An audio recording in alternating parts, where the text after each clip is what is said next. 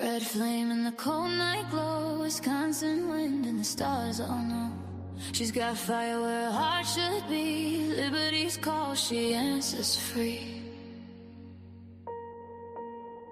Stepping hills, but she's still inside, no fear, no doubt, she won't hide.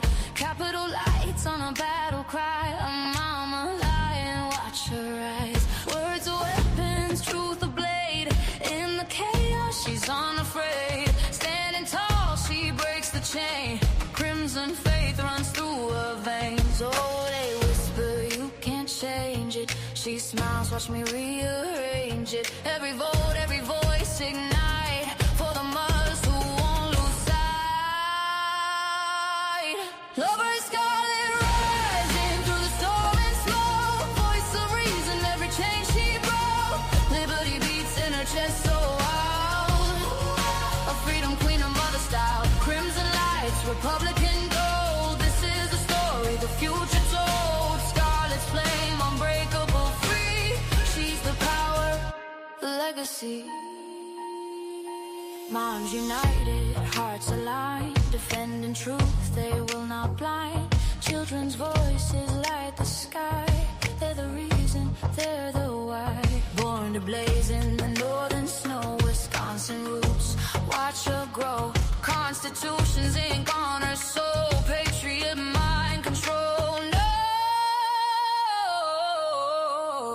No, she don't bend, she don't fade. Faith and family foundations laid, from freedom halls to every school. She's the queen who rewrites rule. Every Scarlett rising through the storm and smoke, a voice of reason, every chain she broke. Liberty beats in her chest so wild, a freedom queen, a mother style. Crimson lights, Republican gold, this is the story the future told. Scarlett's flame, unbreakable, free, mom for liberty, eternally. Mom for liberty, eternally. Yeah. Red flame shining bright,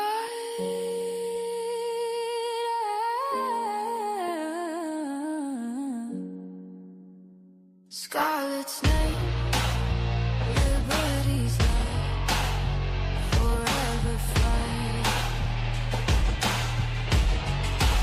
Every Scarlett rise,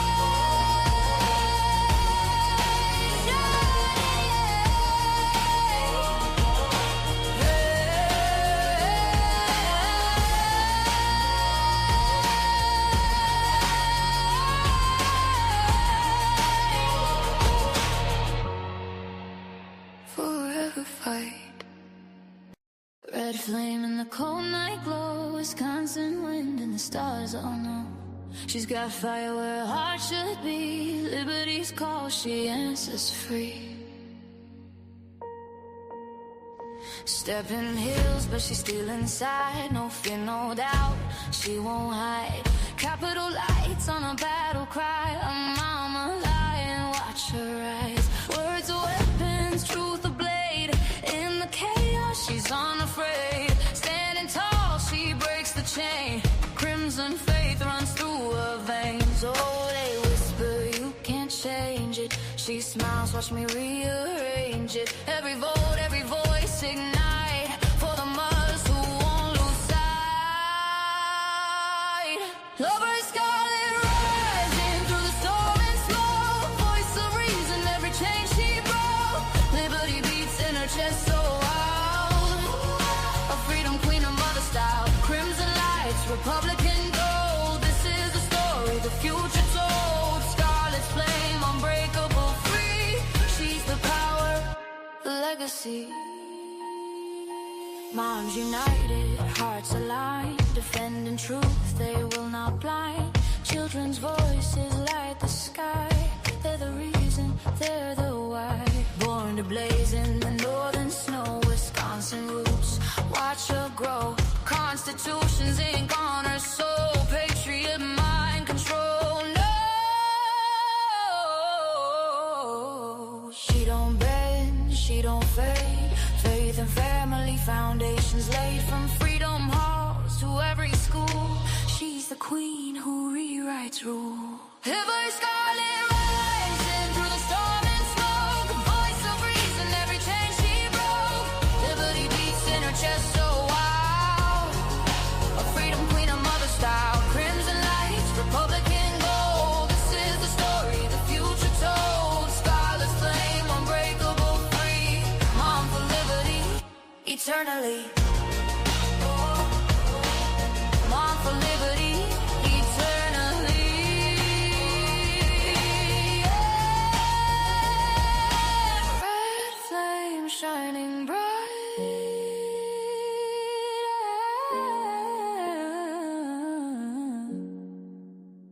Scarlet's name, liberty's light, forever fight. Every scarlet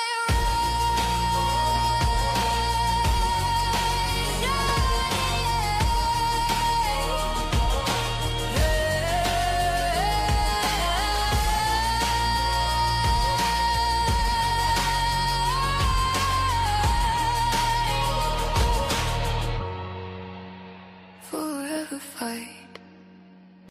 Red flame in the cold night glow, Wisconsin wind and the stars all know. She's got fire where her heart should be. Liberty's call, she answers free. Stepping hills, but she's still inside. No fear, no doubt, she won't hide. Capital lights on a battle cry. A mama lying, watch her rise. Words are weapons, truth a blade. In the chaos, she's unafraid. Standing tall, she breaks the chain. Crimson faith runs through her veins. Oh, they whisper, you can't change it. She smiles, watch me rearrange it. Every vote, every voice ignite for the mothers who won't lose sight. Lover scarlet rising through the storm and smoke. Voice of reason, every chain she broke. Liberty beats in her chest so wild, a freedom queen, a mother style. Crimson lights, Republican gold. This is the story the future told. Scarlet's flame, unbreakable, free. She's the power, the legacy. Moms united, hearts aligned, defending truth, they will not blind. Children's voices light the sky. They're the reason, they're the why. Born to blaze in the northern snow, Wisconsin roots, watch her grow. Constitution's ink on her soul, patriot mind control. No, she don't bend, she don't fade. Faith and family foundations laid from freedom halls to every school. She's the queen who rewrites rule. Every scarlet rising through the storm and smoke, a voice of reason, every chain she broke. Liberty beats in her chest so wild, a freedom queen, a mother style. Crimson lights, Republican gold. This is the story the future told. Scarlet's flame, unbreakable, free. Mom for liberty, eternally. Mom for liberty, eternally. Yeah. Red flame shining bright.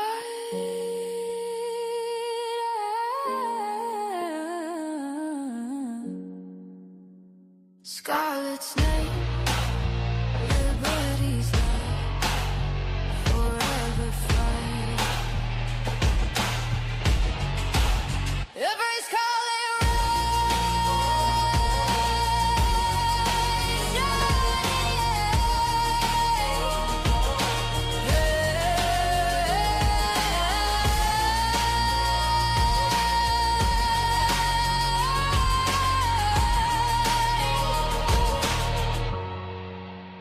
forever fight.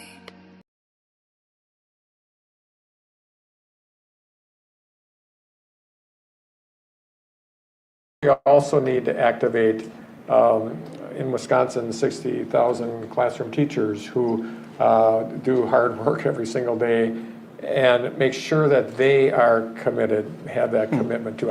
I know they do, but how will they have the voice to do that, I think is a real question mark in my mind.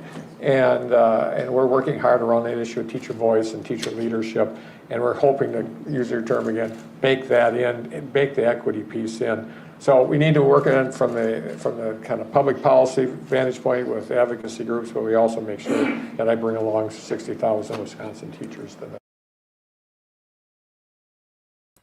So all school districts must submit a signed certification that they are in compliance with federal anti-discrimination laws by April 24th. In Wisconsin, State Superintendent Jill Underley says they will not comply. They will not sign anything that says that they are in compliance with Title IX, meaning male, female, gender identity not included. Title IX is going to protect women. It's sex-based anti-discrimination. And she says no, because affirming identities is suicide prevention. It's proven self-care. It's strong mental health practice. Pronouns save lives. So let me say this. Yeah, the woman who says pronouns save lives, of course, she's not going to sign the certification, meaning millions and millions of dollars are at risk for Wisconsin schools. She says she's not being political. What do you think? Early phase of my transition, I giggle a bit at how it felt to try out new names. I had the luxury of being able to order my coffee with a bunch of different names to try on for size. These anti-trans bills are part of an organized nationwide hate movement designed to keep me and my people in the closet and increase our suicide rates. Interfere and attempt to dictate what children can call themselves and which sports teams they can play on. Still, I use they, them pronouns. Is there an age like that where it would be inappropriate to let the child change their identity, their sex identity? I don't think that there's an age. My strong belief is that all young people have a right to self-determination. We should trust them in what they believe is right for themselves. People had talked today about trans people mutilating their bodies. I was cutting myself long before I ever tried to transition. I do understand. I am a parent. My daughter is 9 years old. I don't need her to tell me as soon as something happens. That is not my job as a parent. I am a non-binary person. I use they, them pronouns. You might consider me a successful trans adult. I am helping raise a trans child. Creating humans in God's image, and there is no gender. God created man in his own image. In the image of God, he created him. Male and female, he created them. Someone who raised your hand and said that you got radicalized in college. Imagine if you got radicalized 4 years earlier. Okay? There's a dialectic between these organizations, but there are some major differences. High schools are a cross-section of our community. So when we look around higher ed and we're like, why is everyone so white and rich here? Look at the public schools. We need to train high schoolers how to organize. High school teachers, our hands are really tied. Work with the high schools, connect with the teachers unions, connect with your kids' teachers. Give them, I'm going to be honest, give us money. Like on Teacher Appreciation Day, send a gift card to your high school teachers. Elementary school teachers get it, high school don't. Or like, whatever. Just offer material support whenever you can. Show up at their protests, like send an email and say that you support them. Because school boards listen to families. Follow your school board of the local public schools. Follow them on social media. Go to those meetings if you can, but like small policy changes will transform your city. Children's communities, their classrooms are also some of the most inclusive and equitable places in our state. This is thanks again to their diversity and the fact that public schools are for everyone. And it is also despite the push from some leaders to try and homogenize learning in a way that is just not reflective of historical or current reality, nor of a child's lived experience. It is also thanks to intentional community building and social emotional learning in our classrooms that creates a deep understanding of educational equity among our students. Lost the plot.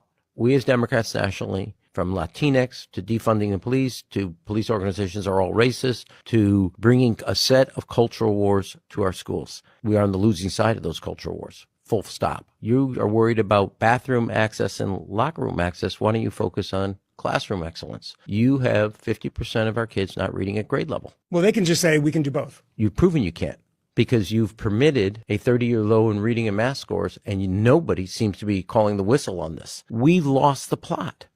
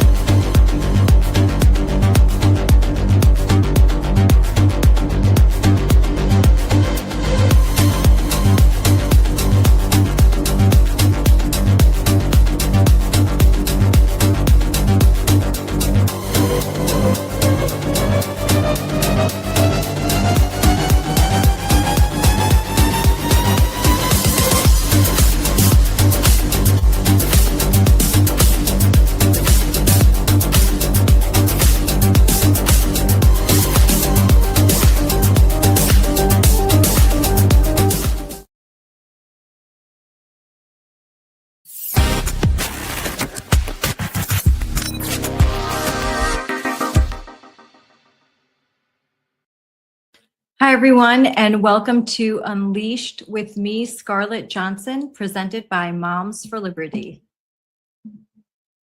In June of 2024, 88 people checked into a water park resort in the Wisconsin Dells. They were not there for the lazy river. They were there for another reason.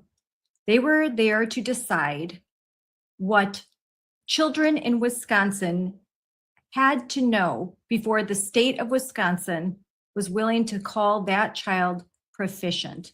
That means reading, doing math at grade level, proficient. 4 days, nearly $369,000 were spent of taxpayer dollars. And at the door, every one of those 88 people, they had to sign a non-disclosure agreement. No notes, no recording, no laptops, no social media.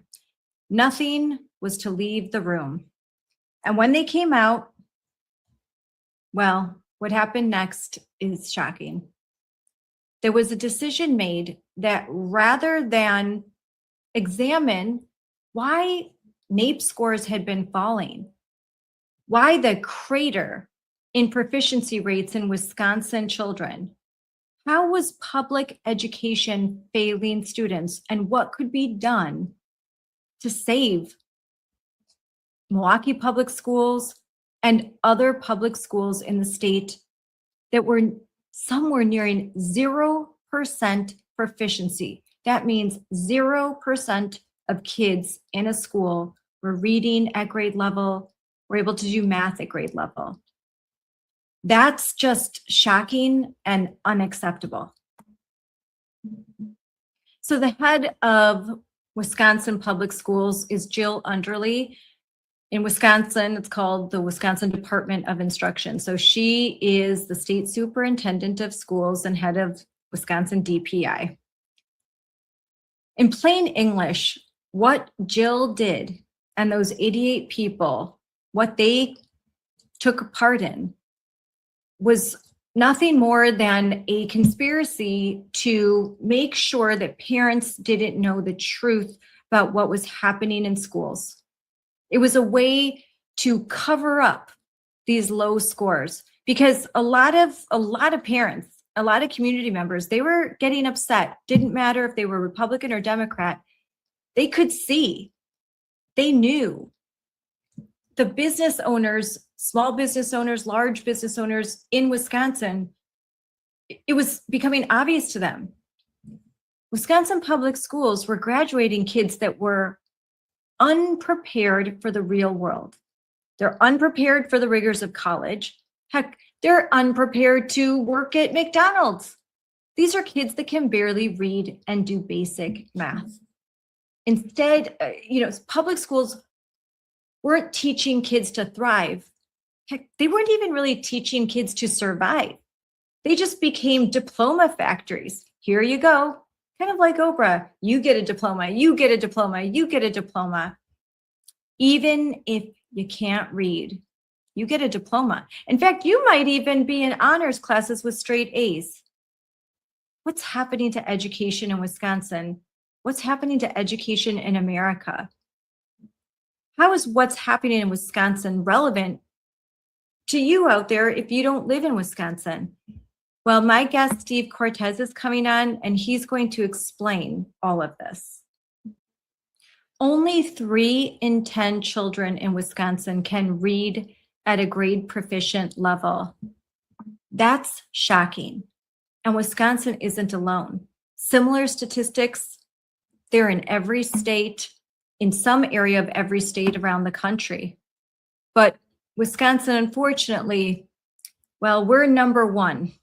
We're number one at failing kids. It's not an honor of distinction. You see, Wisconsin has the widest gap between Black and white students of any state in America. And it's not because of funding.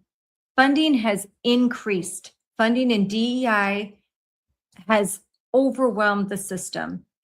Wisconsin continues to spend more and more on public education every year. Yet the results, well, kids are doing worse and worse in schools. What's happening? Wisconsin owns this horrible title. We have the widest gap between Black and white students in America.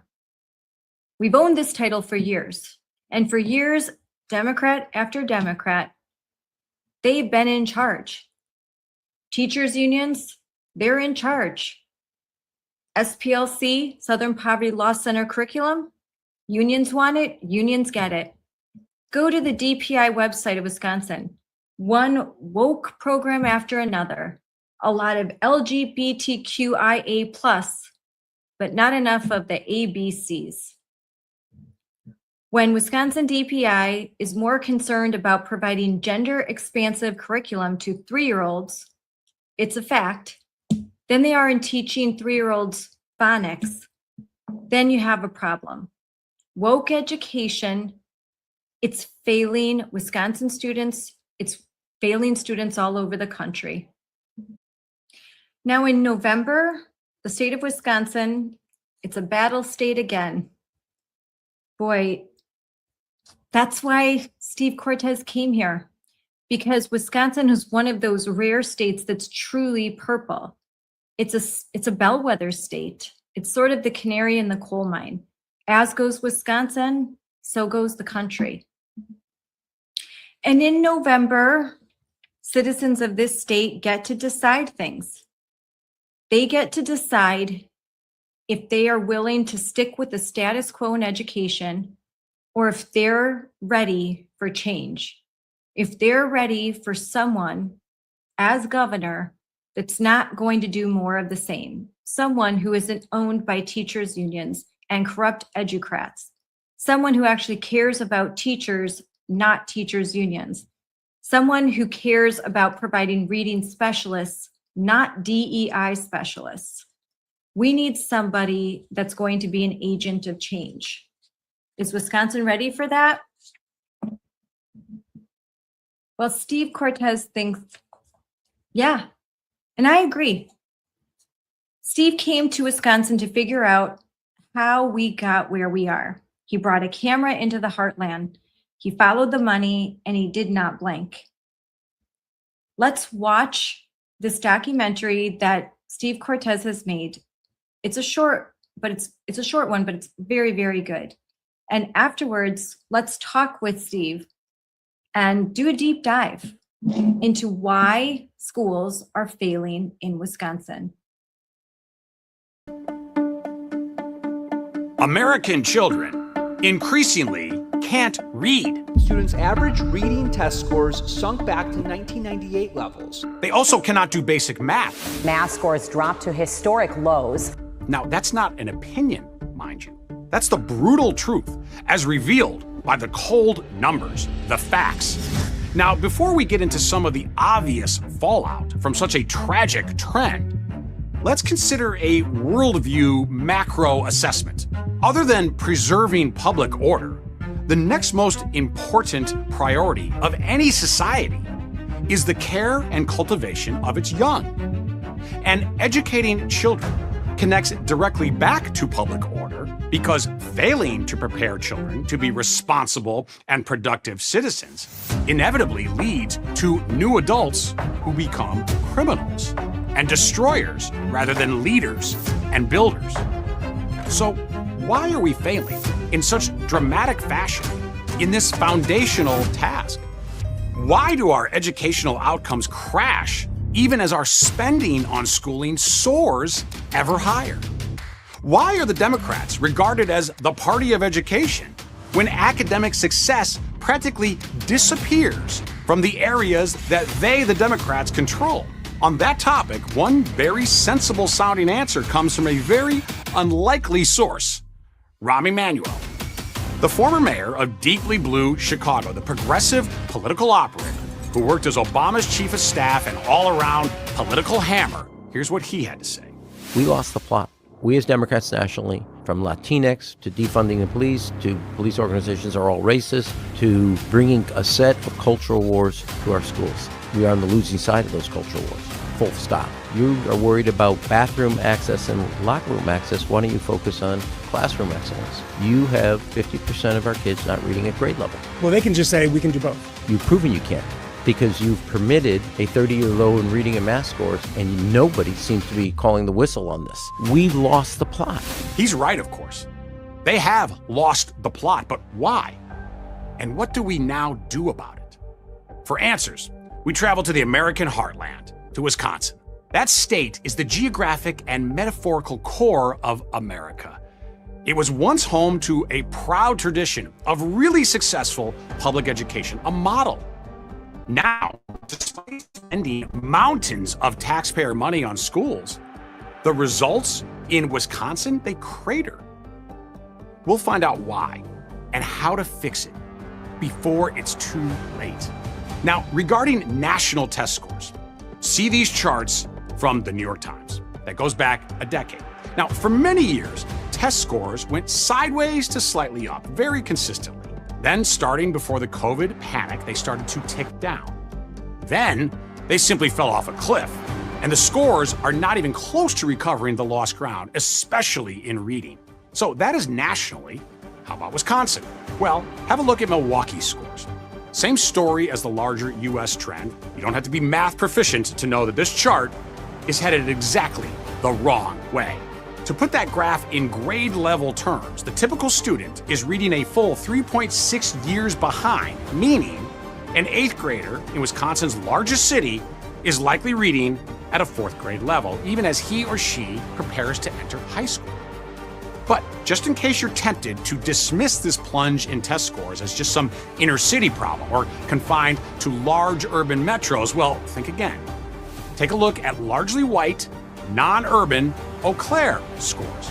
Thankfully, these Northwest Wisconsin kids, they started from a place of relative success. But that prior advantage, it isn't going to last because the trend is not their friend. Before long, unless real action is taken to reverse this sad slide, the children of suburban and rural Wisconsin will be just as woefully unprepared for life as the kids of Milwaukee. Speaking of standards, the Wisconsin Department of Instruction, effectively the State Board of Ed, guess how it's responding to this crisis in educational achievement? It's lowering standards. Yep, you guessed it. Don't like the results? Well, change the standards, and we can all just pretend that we're doing well. Move the goalposts. If the consequences weren't so dire, it would almost be comical. That's not how the real world works, of course, not in the workplace, not in sports, not in competition with other states or other countries. But many of these entitled, pompous bureaucrats, They don't operate in the real world. Instead, they seem to see education as some land of pretend, where money grows on trees and results don't really matter. Perhaps that's why DPI made its grand plans to lower standards, and I'm not making this up, at a lavish taxpayer-funded junket to the Wisconsin Dells and the Chula Vista Resort water park that cost the taxpayers of Wisconsin almost $400,000. Here's some local reporting on that boondoggle. State education leaders are reported to have spent hundreds of thousands of taxpayer dollars at a conference. Today, Republican lawmakers are demanding answers from the agency. Our Wisconsin State Capitol Bureau Chief Vanessa Kelson has reaction. The Dairyland Sentinel reports the Wisconsin Department of Public Instruction spent nearly $400,000 on a 4-day conference at a water park resort in the Wisconsin Dells for their 2024 test standards meeting. So, while regular citizens struggle to pay their bills, including skyrocketing property taxes that primarily fund schools, these so-called experts, they enjoyed a vacation that you paid for, so that they could change the definitions and increase proficiency of students. Oh, and making it all much worse, they did this in secret. That's right. In a state, Wisconsin, with strong government transparency laws, they required participants in this water park education junket to sign NDAs, non-disclosure agreements, meaning they are muzzled and cannot even discuss the proceedings. Jake Curtis is an Air Force veteran, attorney, and chief legal officer of the Institute for Reforming Government. So, Jake Curtis, thank you so much for doing this. Please tell us a bit about yourself and what you do. Sure. So thanks for having me on, Steve. I'm Jake Curtis, General Counsel for the Institute for Reforming Government. We focus on kitchen table issues. It's the issues people really care about: taxes, education, oversight. We're a center-right organization, but we really strive to focus on the issues that Wisconsinites care about that impact them every day. Wisconsin long prided itself on being a state that was very open about public life, a lot of transparency in government in Wisconsin. It seems like in education, that's not the case anymore. Can you tell us about that? I think that's a great way to put it. From a transparency standpoint, Wisconsin has always prided itself on its sunshine laws. So whether that's public records or open meetings and bipartisan approach to those issues. Unfortunately, I think the current administration has pulled back on that, and it's problematic. And that's what we're seeing right now with the situation that IRG has really exposed when it comes to DPI. Basically, they had a process where, looking at kind of the core subjects, reading, science, math, they looked at those kind of standards of where students are performing in the state. And so for years, it was at one level. And unfortunately, the current DPI superintendent had a process where the standards were lowered. And so the problem is, if you're a parent in Wisconsin, you might have had your kid at a certain level in 1 year, and the next year, all of a sudden, your kid is doing exceptionally better. Now, maybe they are, right? Maybe they are doing better, and that would be great.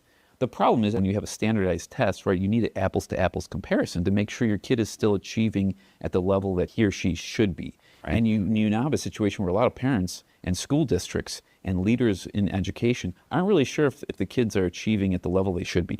Right. Is it a fair comparison to say that they moved the goalposts? They absolutely moved the goalposts. And the problem is, from a transparency standpoint, it appears did it intentionally so that the public wasn't aware. Okay. That is really, I think, the biggest problem here, Steve. So, Jake, they didn't just move the goalposts, but it seems as though they did it under the cloak of darkness.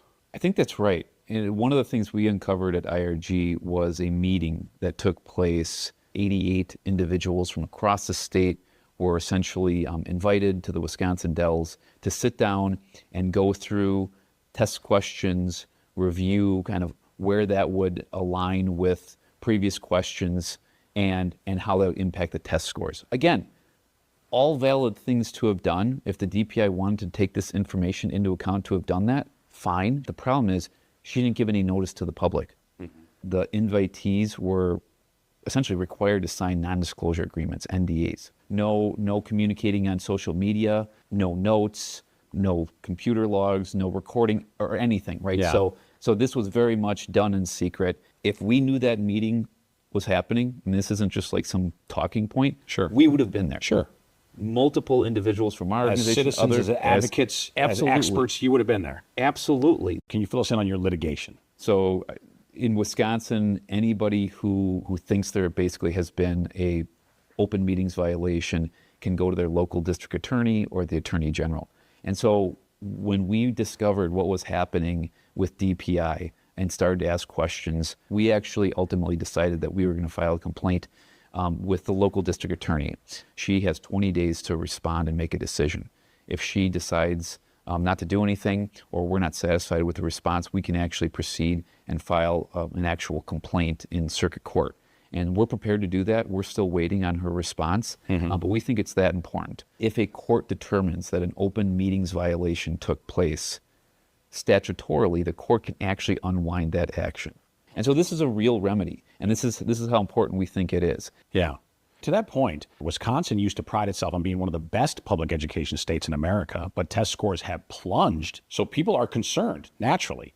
Absolutely. These achievement gaps are real. I mean, in some of these cases, it's 70, 80% of kids that can't read or can't do basic math. If you're not proficient in reading and in mathematics, you're going to have a really difficult life. Oh, absolutely. And Wisconsin's a perfect example. What do? We build things and we grow things in the state. Even the ag industry is getting driven by technology. Sure. It's AI-driven analysis, data-driven analysis for cattle. Right. And so to your point, if you don't have basic reading and math, I think you're going to struggle. And that's what we need to prevent from happening. Right. Now, Jake, you're fighting in the courts, which I commend you, but there's also an election, right? So do you believe that education is going to be an important political issue in the gubernatorial election? I'm not making this up. I literally came from a business roundtable this morning, and that was hour and a half discussion. Probably 50% of the conversation was about education. And these aren't educators. These are business folks. If I were to span the room, I'm not sure there was a single educator in the room. These were business leaders. A lot of it came back to K-12, higher education, right? How are we equipping kids for the future? Sure. Listen, Jay Curtis, you're fighting for citizens, you're fighting for children, fighting for your state, so I commend you. Thank you, Steve. Thank you for doing this. I can just picture the registration table at the water park. Welcome to the conference. You can't start drinking Miller Lite or eating free brats until you sign the NDA. Right here, Dr. So-and-so from the University of wherever. Even as test scores plunge, and even as student enrollment tanks, the spending spree marches on, including massive new hiring of staff. For example, from 2020 to now, Wisconsin lost nearly 50,000 students, but added over 2,000 public school staffers. How does that math make any sense? Wisconsin also now claims the ignoble title of the widest achievement gap in America between black and white students. Here is Wisconsin PBS reporting. This week, the National Assessment of Educational Progress, also known as the Nation's Report Card, released results finding Wisconsin has the widest achievement gap in the country. Scores show the gap between black and white students increasing in both math and reading. A bunch of over-credentialed so-called experts literally moving the educational goalposts and then pretending that lower expectations produce success. The numbers don't lie, even though politicians do. Politicians like Governor Evers, who has effectively run education in Wisconsin for a full 16 years. 16 years. First, 2 terms as superintendent of education, running the DPI, and then, of course, 2 terms as governor. So what has happened during those 16 years of Democrats running education in Wisconsin? Well, a state that formerly boasted about great public schools now faces a brutal reality. What kind of future will these children have if they cannot proficiently even read? What kind of future will Wisconsin have if the young minds of the state are not prepared and formed to be productive, to be terrific parents, productive workers, and upstanding citizens? This present situation, it's not okay. Not anywhere. And it's pervasive all across America, and very few politicians even seem to care about it. But one person who does is Congressman Tom Tiffany. He's running for governor, and he flat out refuses to accept a managed slow decline into academic sloth and low standards. U.S. Congressman Tom Tiffany grew up on a Wisconsin dairy farm, became a business owner and boat captain, and is the presumptive Republican nominee for governor of the Badger State. Congressman Tom Tiffany, thank you so much for doing this. Now, you're running for governor of Wisconsin. You're a proud Wisconsinite. Wisconsin for a long time was known as a really solid education state. Is that true today? Wisconsin is slipping, and it's really unfortunate. It was always in the top 5 for like ACT scores, and now we have slipped out of the top 10, and we've fallen so far that we're now behind Mississippi. So we have about 7 in 10 fourth graders that cannot read at grade level. It's no longer just a Milwaukee problem. It's become a statewide problem, and education has really been in free fall. We need to fix it, because all the other stuff that we want to do to make Wisconsin one of those great states again, you can't do it if you don't have a strong educational system. Yeah. Now, you mentioned the test scores going down. The number of students is also declining pretty significantly, and yet spending has soared. Is that a good deal for the taxpayers of Wisconsin? You know, the taxpayers of Wisconsin have always been willing to fund education. We believe in that. It goes back to the origins of our state. But now we're up to $18,000 per student in the state as a whole, $23,000 in Milwaukee, and the results are not there. And it's a lot of that's driven, I believe, by the Department of Public Instruction that has become more focused on social engineering rather than educating children. Mm-hmm. Do you believe that the DPI, the Department of Public Instruction, do you believe it's corrupt? I know they're not doing their job. They take a junket up to the Wisconsin Dells. You have over 200 sexual misconduct cases that have been swept under the rug by the Department of Public Instruction. And then, of course, I mean, you see the educational freefall that's happening in our state. They're clearly not doing their job. Now, regarding these declining education outcomes, why is the Dems' fault? They've allowed it to happen. So look at our current governor, Tony Evers. He ran in 2018 when he defeated Governor Walker. He said, I'm the education governor. Look at where we're at today. We're in a far worse position than when he first came in as governor. But he was also the secretary of the Department of Public Instruction 8 years prior to that. He has completely failed us. And the person that's running the Department of Public Instruction at this point is a progressive leftist. It's been their responsibility. They have ownership of it, and they're not doing anything to turn it around. Okay, and if you're elected governor, if you earn the support of the people of Wisconsin, what will you do then? What will be the reforms of Governor Tiffany on education? First of all, we're going to set higher standards, not lower standards. We are going to have honest report cards. Parents are going to be able to know how their school is doing. We're going to pay good teachers more money. If you're a proven teacher and you're doing an outstanding job, and I think about outstanding teachers that me and my 7 brothers and sisters had growing up on the farm in western Wisconsin, those teachers should be paid more money if they're doing a really good job. But instead, we're hiring all this administrative personnel that really is not accomplishing the task of educating kids. We're going to have safe classrooms. We are hearing that more and more teachers are leaving the profession because they're getting beat up in the classroom and nothing's being done about it. All the other stuff that we want to talk about, Steve, none of that makes any difference. If you don't have a strong educational system, we're going to make that happen. Yeah. No, I can see the enthusiasm and the authenticity in you. And I hope that that's evident to all the voters in Wisconsin. I think it will be, at least by Election Day. Now, traditionally, education has been the domain of the Democrats, right? Republicans have seldom, if ever, run on education. You think there's a legitimate chance in this race that you can run successfully on this issue? For me, it isn't just a political position. This is heartfelt. My wife and I have 3 daughters. We both volunteered in our kids' schools, and our kids went to the local public schools in northern Wisconsin. They got a good education there. They had a lot of really good teachers. But we volunteered there. From 2nd through 4th grade, all 3 of my daughters, I went in every week and read to the kids. This is I am like so many Wisconsinites. We know our kids have to be educated well, especially they have to be able to read well. So this is visceral for me. This has to be fixed. And it has been proven under Governor Evers and the Democrats that they're not going to fix it. Their fix is always, let's just shovel more money.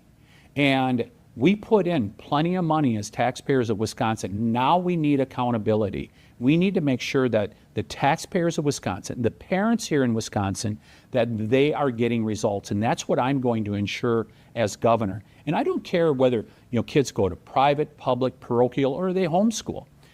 Every kid, regardless of their zip code in Wisconsin, they should get a good education. And I'm going to work every day to make sure that that happens. And it's going to be a top priority. Yeah. Let me ask you about that school choice, because Wisconsin was very advanced in the school choice movement, right, early. And it was a bipartisan issue, right? There were significant influential Democrats who pushed for it initially. Now it's the opposite. All of your potential opponents in the crowded Democratic primary are against school choice. For some reason, it was made a litmus test for Democrats, and they just will not do it. I mean, take a look at the $1,700 scholarship that was authorized federally that I voted for that would cost taxpayers nothing here in Wisconsin, and you could put that money into any school, including a public school, and Governor Evers vetoed it. Right. Vetoed $1,700 of free money that could go to these students regardless of their zip code. They're more concerned about the system than they are about students. Congressman, we're sitting right now in Milwaukee, and in this city, there is the largest race achievement gap in all of America. The left claims to be, and the Democrats claim to be, the champions of minorities, and yet minorities are falling behind in an alarming way. What are your thoughts about that situation? Good intentions, as stated by Democrats, need to be followed up with real results, and they haven't. And this is why we cannot have a Democrat as our next governor, because they want to end school choice. I mean, school choice has been a lifeline for thousands of kids here in Milwaukee for 3 decades. We're going to make sure we get accountability from all levels, and one of the ways to accomplish that is with the choice schools. And we're going to continue to fight for them and all schools in Wisconsin to be high achievers. Yeah. You mentioned social engineering. It seems to me that a lot of school administrators particularly, but the bureaucratic side of education, they are more focused on political narrative than they are on truly educating children. Are there too many politics in Wisconsin public schools? I think a lot of school administrators do a good job. I think the ultimate failure is the Department of Public Instruction. As I talk to administrators, they're really tired of this whole social engineering concept that has been going on in the Department of Public Instruction, starting way back when Tony Evers was there, continuing now with the current person that's leading the Department of Public Instruction. It is time to end that and get back to the basics of educating our children well. Okay. Congressman, what would be your message to teachers? We're going to make sure you're safe in the classroom. That's number one. We're not going to allow this undisciplined approach that has been going on. And by the way, I'm going to back up administrators. I'm going to say to them, if you insist on having discipline in your classroom, I will back you up. Yeah. So regarding property taxes, I do a lot of polling of your state, and one of the most negative aspects of Wisconsin right now for voters, for citizens, is property taxes. What will a Governor Tiffany do to ease the property tax burden? First thing I'll do when elected is I'll call a special session in the legislature. We're going to end the 400-year property tax increase. That will bring property taxes down, and then we're going to freeze them. I was in the legislature a decade ago when we had property taxes frozen. It made home ownership more affordable. Some local officials will question, okay, so what are we going to do if property taxes are frozen? You look at the last state budget, it went from $98 billion to $114 billion. There's not a revenue problem in Madison. Madison can help out with the shared revenue side for these local units of government. Excellent. Tom, Tiffany, thank you so much for this. Great to join you, Steve. Appreciate it. Wisconsin taxpayers are understandably super frustrated with these dismal results, especially compared to the giant increases in funding. For instance, polling shows that only 8% of voters, just 8%, rate Wisconsin schools as excellent. while 50% say that performance is fair or even poor.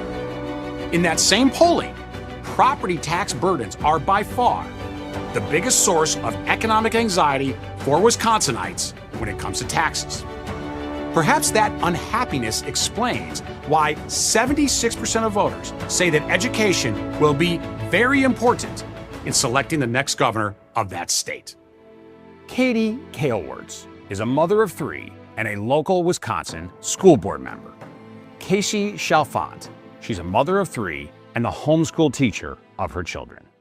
Katie, thank you so much for doing this. So tell us, what motivates you as a citizen, as a mom, what motivated you to serve on the school board? What got me really started was my oldest. She was in kindergarten in 2020. That's when I really started to see like what they were doing in school. Because, you know, you go home and then it's virtual. And going forward from that, she was below grade level in math. And her teacher was like, well, I'm concerned about middle school. I am too. And that's when I really like woke up the next day and like felt called to run. Well, good for you. It's incredible to me and really kind of inspiring how many parents got activated by the lockdowns, and good for you to take real action. So Casey, thank you for doing this. Absolutely. And you're the mother and the teacher because you've chosen to homeschool. Tell us about that choice. So we knew before we ever had kids that we were going to homeschool. My husband and I both went public school. My husband's a doctor. I also went to college. Just something that we felt really strongly about. Our faith is something we put foremost in our family and how we do life. So for us, that was our biggest motivator. As a mom and an educator, we get to see all of the everyday gains and struggles. And it is the coolest thing ever to see your kids thrive in the environment that is more structured to them. Yeah. Even as you homeschool, though, Casey, you clearly want K-12 public education to be really strong. It needs to be, because not everybody wants to homeschool or has the option to. And everybody needs that accessibility, but so many kids are being pushed through where they can't read, they can't write. Right. Cursive has been gone for how many years? I learned it when I was in K-12. And I mean, my gosh, Declaration of Independence, what's it written in? Right. Cursive, So, yeah. It's...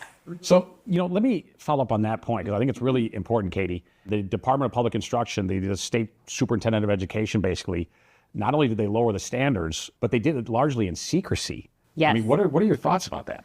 I think it's appalling. It makes it so that our scores are so inflated. Like following the year that they did that, we had a 14.8% jump year to year in our scores in our district. It's impossible. Right, it's not possible. And if you put all of the years together, you will see that that's not normal. Like, that's unprecedented. How are we supposed to trust that and trust where we're sending them if they are keeping things from us? Katie, let me ask you about this, the lack of, let's call it return on investment, right? In other words, spending has gone up dramatically in Wisconsin on education, while the results have gotten worse. It's really sad. It's kind of sad. Like, where is it actually going? Across the country, public schools have declining enrollment. But if you look at it, there's a steep incline in administration hires. Why do we need more administration if we have less children? So I don't think it's fair to put all of this on the taxpayers. Yeah, no, it's a great point. So let me ask you, Casey, it seems to me in this election year in Wisconsin that there's an opportunity for Republicans to run on education. What are your thoughts? There is. And I think it's one of those things where it doesn't matter what side of the fence you're on right now. It's that end of the day, parents want an education for their kids, period. And it's as simple as that. Tell me too, though, because we've been talking about, the difficulty of Wisconsin right now and the challenges Wisconsin faces, but it's also an amazing state. So, Casey, what do you love about Wisconsin? For me, it's the snow. Hands down, I love snow, the skiing, snow, anything you can do outdoors is key. But then you have the hot summers, you have fall. I mean, you get a little bit of everything. Does the current trend in education, though, worry you about the future of Wisconsin? It does make me nervous. I think it's scaring a lot of people. Sure. To where they don't have another option. Right now, I would say Democrats and the left are more concerned about the gender ideology than they are about what your kids are learning. They want to talk about having these goofy bathrooms than actually educating our kids on the things that matter. It's woken a lot of moms up. And if anybody is, I would say, a scarier facet. It's a mom on a mission in regards to her kids. Sure. So, Katie, you're also a Wisconsin lifer. So tell us, what do you love about Wisconsin? The Midwestern kindness. I think that's something that really it just thrives here. Sure. Do you worry, though, at the same time, that what makes Wisconsin special can be destroyed if you don't fix education? Very much so. The kids that are being brought up now, that's our next generation. So they're going to be in charge of all of us. Like when we're old and gray, they're going to be in charge of everything. And if they aren't taught well now, they're not going to know how. Sure. Yeah. What's your advice for Tom Tiffany regarding education? Pay attention to the areas where, what are these homeschool groups doing? What are these Montessori style schools doing? It's hands-on. They do not use tablets. They don't use computers. They're developing that frontal lobe of their brain, like that critical processing of how do I do this? Not how do I do this math problem, but they're doing math in cooking. They're doing math in building this. Why are people moving their kids from a traditional classroom setting to a Montessori style school? Because it works. Katie, let me ask you that same question. What is your advice for Tom Tiffany running for governor? I would love for him to look into the data, right? Look into the data of where our public schools are at currently, and then compare it to the other different types of education that we offer, like homeschooling, like charter schools, like private schools. What are they doing that's different? And how do we apply that to our public schools? Well, listen, thank you both. You're both obviously caring, dedicated mothers. You're both patriots. You're both really involved. And your voices are needed and appreciate everything you're doing. Well, thank you. We appreciate having been here. Yeah, thank you so much for the opportunity. Thank you. You know, all across America, we want the best for our children. Every patriot does. Certainly parents and grandparents, but even those without children who just want our society to thrive and our country to be great, who want a future of prosperity and patriotism and success. Teachers across Wisconsin and across the nation, they yearn to fully foster the potential of each child. But they cannot succeed with corrupt, inept administrators and politicians becoming hurdles in the way of classroom excellence. America is in the midst of an educational crisis, a storm. We won't fix it unless we first acknowledge it and then take bold actions to make solutions real and tangible. Now, do some of these solutions involve electing Republicans, the party not normally known for education? I'm talking about genuine reformers like Tom Tiffany? I suspect so. But to the wonderful people of Wisconsin, to parents, educators, and citizens everywhere, the ball is in your court into November. Which way for our children?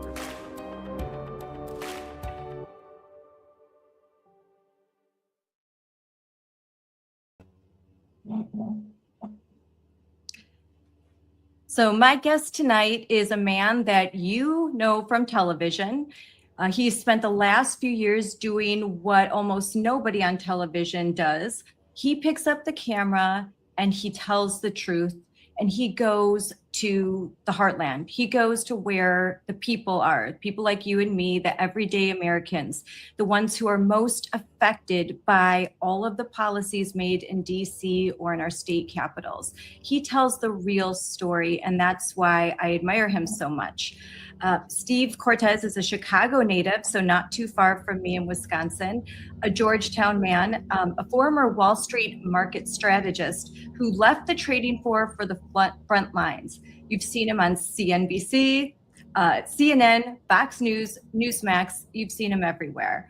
He was a senior advisor and spokesman for President Trump in 2016 and 2020. He has served on the White House Commission on Hispanic Prosperity and was senior media advisor to J.D. Vance's Senate campaign. I mean, what haven't you done? So thank you, Steve, for coming on. And I'm really excited to talk about this documentary.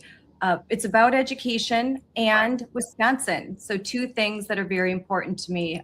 So thanks for joining us. Of course, no, and important to you, and important to everyone in Wisconsin. I think especially important to moms, and that's one of the reasons we did this documentary. Is I think it's a way for Republicans to reach those suburban moms, a demographic where we struggled in recent years. But we want to point out that the Democrats, while they claim to be the party of education, actually everywhere they're in charge, including in Wisconsin, standards are falling fast. Performance is falling even faster. They're trying to lower the standards so that the performance doesn't look as bad. We talk a lot about that happening in the state of Wisconsin. And the reality is, in a state where the Democrats have complete control, and in terms of education, really have had complete control now, I think you can say in some ways for 16 years, because Governor Evers is finishing his second term as governor. But before that, he was head of the Department of Public Instruction, DPI, which runs education in the state of Wisconsin, 2 terms there. So you can really say for 16 years, Evers has largely run education. The Democrats have run education in Wisconsin. And the unfortunate reality is your state, which used to be an exemplar state, used to be one of the best states in America for education, was actually known nationwide for superb public schools. That has changed dramatically for the worse, unfortunately. Is that the reason why you picked Wisconsin? You do these documentaries everywhere around the country. Why Wisconsin? Yes, no, great question. First of all, I love your state, and you're right. I spent most of my life in Chicago, so right next door. I think northern Wisconsin, specifically in the summertime, I always tell people I think is the most wonderful part of America, maybe of the world. Just the rolling green hills, the lakes, the dairy farms. It is so picturesque and wonderful. And of course, the people are amazing. But politically speaking, too, it's not just my affinity for Wisconsin and my knowledge of the state. It's also that politically speaking, Wisconsin is the most contested battleground state in America. So, if you look at sort of the 7 traditional battlegrounds, the tightest of the 7 for the last 3 cycles has been Wisconsin. I suspect it might well be again in 2028. And so this is a state where those of us who are involved in campaign politics, always have a focus. And in 2026, we see an incredible opportunity with an open governor's seat, particularly. And we think a superb nominee in Tom Tiffany, somebody who is very focused on education. And what I saw there is once I started looking at the metrics and seeing that Wisconsin had declined so much that more than 2/3, basically 70% of 4th graders can't read at grade level in a state like Wisconsin, which again used to excel at education. That was pretty shocking to me. And this isn't just a Milwaukee story. It's not just an inner city story. It's happening, unfortunately, all over the state. I highlighted in my documentary. It's happening in Eau Claire, which for folks watching who don't know much about Eau Claire, Wisconsin, that's more like a big suburb, really. It's not someplace we would call all that urban. I mean, yes, it's a metro area, but it's not an urban place. Their test scores are declining hard. Now, thankfully, they're coming down from a much better place in Eau Claire than they started in Milwaukee. But the point is, the trend is not our friend right now for Wisconsin children and for Wisconsin parents. And on top of that, Scarlett, what I saw is in Wisconsin, not only are the results declining, but the spending is increasing massively. And I found in my polling, I do a lot of polling of these battleground states, and I probably have polled Wisconsin more than any other state in America. Actually, I'm sure I have. And I found out that people's number one angst regarding taxation is property taxes, that property taxes have been soaring in Wisconsin. Most people, I think, realize, or I hope they do, that property taxes are primarily funding education. So spending more and more for worse and worse results. Nobody likes that equation. That doesn't work. It's not a bargain for Wisconsin taxpayers. And I think there's an opportunity here for Republicans to take leadership on this issue and say, we're not going to surrender this issue of education anymore. And I think it's a winning issue for Republicans broadly, for Tom Tiffany, I think specifically for governor, but also more importantly than just election politics. I want to see a place where the children of Wisconsin are prepared to succeed in this digital age, where they have the kinds of skills they need, the kind of reading, writing, arithmetic skills to be really productive, successful citizens. Also to have the right values, right? What we're doing now in way too many public schools in Wisconsin and elsewhere is we are indoctrinating kids with leftist nonsense, but not teaching them the hard skills they need to be successful in this knowledge-based economy. So, overarching, by the way, beyond my electoral aims and the campaign hat that I often wear, I also, care deeply about the children all over this country, including Wisconsin, and I want those children and their families to be empowered to succeed. And right now, that's not happening. You mentioned Eau Claire, Wisconsin, and so I was looking up real fast, and I'm sure you've heard this story, but in Eau Claire, Wisconsin, just a few years ago, there was a big controversy because hanging up on the doors of the middle schools in Eau Claire were signs like this: if your parents aren't accepting of your gender identity, I'm your mom now. Wow. So this and many reasons, Eau Claire has become embroiled in identity politics, critical race theory, and gender ideology. So rather than teaching kids their basics, reading, writing, and STEM, all of the things that you've mentioned, they're more focused on all of this political stuff. They're turning classrooms into these indoctrination camps where they can churn out the foot soldiers for the left. Because of that, even in these suburban areas that used to have really high scores, we're seeing those scores plummet. Right. And that's why it used to be, I've lived here all my life, save for 12 years. I was a Navy wife, so we lived all over the world, but I always came back home and visited Wisconsin. And when we were done, I made Wisconsin my home again. And I've raised my kids here, 5 kids. They've gone to public schools, they've gone to private schools, we've done everything. But I've seen firsthand the way education is just so dramatically shifted from this focus on the basics and providing kids with good education, especially in the suburban areas, to what we have now, where we're removing STEM classes and replacing them with a lot more DEI, soft classes. And it was shocking to me until COVID, till my eyes were opened up and I got to see behind the scenes. And Tony Evers, you're right, for 16 years, he has been absolutely destroying education in Wisconsin. Yeah, no, that's the unfortunate reality. And I'm so glad that you bring this up, by the way, because it's really important. When we take our eyes off of what is the real agenda, what are the real goals of educating citizens, I think first of all, it should be to care for them and their minds and make sure that they have the hard skills to succeed, right? So that they are competent and skilled in reading, writing, and proficient in math, right? Reading, writing, arithmetic. The 3 R's, should still predominate in schools, and they still do in some good schools, but in way too many schools, both public and private, by the way. And sometimes the private schools on this cultural indoctrination are even worse than some of the public schools. So don't assume that just because your children are going to a private school, sometimes even a private, supposedly religious school, believe me, look into what the curriculum is actually teaching your children, because in too many of those schools, cultural indoctrination, unfortunately, takes precedence over caring for these children in a real way and forming them into being intelligent, skilled adults who could be productive members of society. I would argue, in addition to that, though, on the cultural part, what schools used to do in the United States and need to do again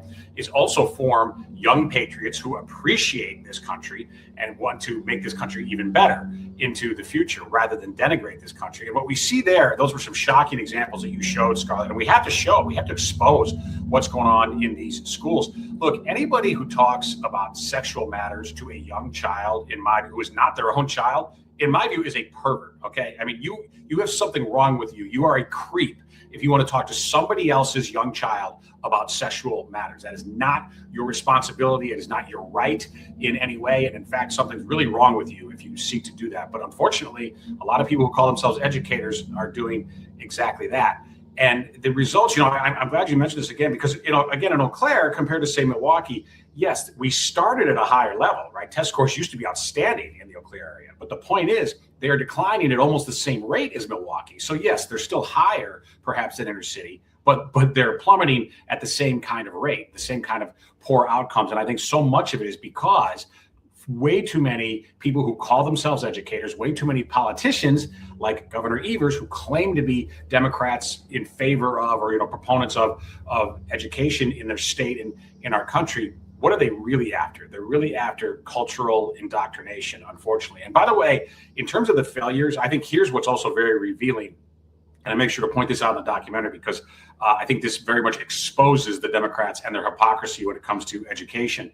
The widest achievement gap between Black students and white students in all of America is found in Wisconsin.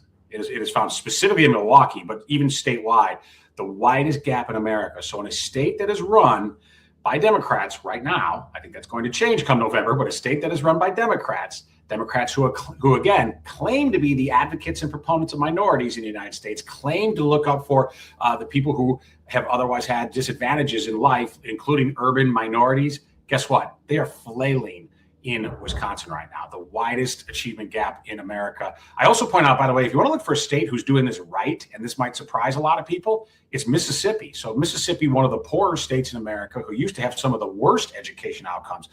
Scarlett, they have really gone back to basics in that state. They've gone back to phonics for young children to make sure they can read. Because the thing is, if a child can't read effectively when they're young, statistically, the unfortunate reality is they just never catch up. They just never do. I mean, they are behind. They might get graduated. They might graduate high school, but they're not proficient in reading and writing and arithmetic. That's just the reality. But if you teach phonics at a young age, particularly the kids who are struggling with reading, we know how to fix this. They're doing it in Mississippi, and Mississippi shot from the bottom of every educational scale all the way to near the top. And Mississippi's educational scores right now, test scores, are far above Wisconsin's. And I think that would shock a lot of folks in Wisconsin who maybe still have a legacy bias and still think of their state as being a strong education state. That's just not true on the whole. I would also add on top of that, recently, I'm sure a lot of your viewers have seen, certainly your Wisconsin audience has seen some of the shocking footage of the violence come out of the state fair in Wisconsin. Well, unfortunately, that kind of mayhem, that's not only isolated to sort of public venues like the Wisconsin State Fair, that's also happening in the classrooms. And one of the things that Tom Tiffany, when I interviewed him in this documentary, one of the things that he told me, he said, priority number one for me is I'm going to make sure that teachers are safe. He said, I can't tell you how many teachers have told me they are leaving the profession or want to leave the profession because they fear for their personal safety. I mean, how can you possibly teach effectively when you're literally worried about your safety in the classroom? So, that, of course, also must be addressed and hasn't been addressed at all, hasn't been fixed remotely by the Democrats in Wisconsin. So look, the unfortunate reality is the state of education right now in Wisconsin is in a really bad place. Again, more than 2/3 of students in Wisconsin are not proficient at grade level, according to state standardized testings. Perhaps almost as bad as that reality is the fact that Wisconsin state educational officials, the Department of Public Instruction specifically, they held a big boondoggle event at a water park in the Wisconsin Dells, spent hundreds of thousands of dollars to, in secret, move the goalposts. So they literally said, okay, not enough kids are passing the tests, or not enough kids are attaining what we call proficiency at grade level. Well, let's just change the standards. Let's move the goalpost, right? If the kicker can't quite make, it's almost football season, right? If the kicker can't quite make that field goal, well, let's just move the goalpost to the 10-yard line instead of on the backyard line. And then that kicker's going to make it. And we're going to pretend that he did something. No, that doesn't work in real life, of course. It doesn't work in sports. Certainly shouldn't work in education. But this needs to be exposed. And I think, once it is, and thankfully, so far, my doc's getting a lot of traction. That's not the only way to expose it, of course, but it's one of the ways we do this. And look, it's my honor to get to go around the country and tell regular people's stories and tell important stories about topics that typically corporate media is going to ignore. And most of the legacy corporate media in Wisconsin, let's face it,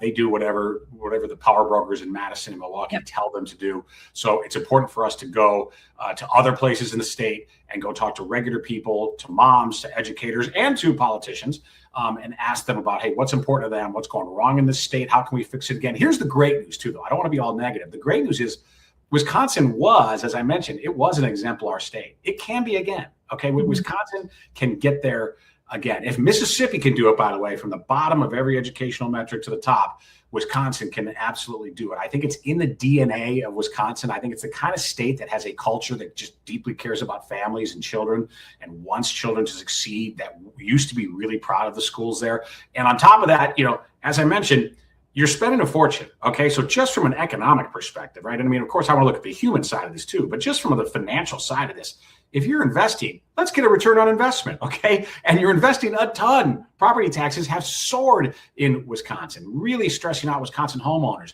I think that those increases should go backwards, but regardless, the point is, when you're investing a lot, demand great outcomes. You're not getting that right now in schooling in Wisconsin. Yes, and so to rewind, to talk about the water park, $386,000 was spent on a 4-day convention in a resort in Wisconsin Dells, in a big, huge, if you're in Wisconsin, Wisconsin Dells is just this huge area where families go, but they had just this over nearly $400,000 was spent at a 4-day convention in which they made the decision that rather than do the hard work, roll up their sleeves and figure out why are why are public schools failing Wisconsin's children? What can we do?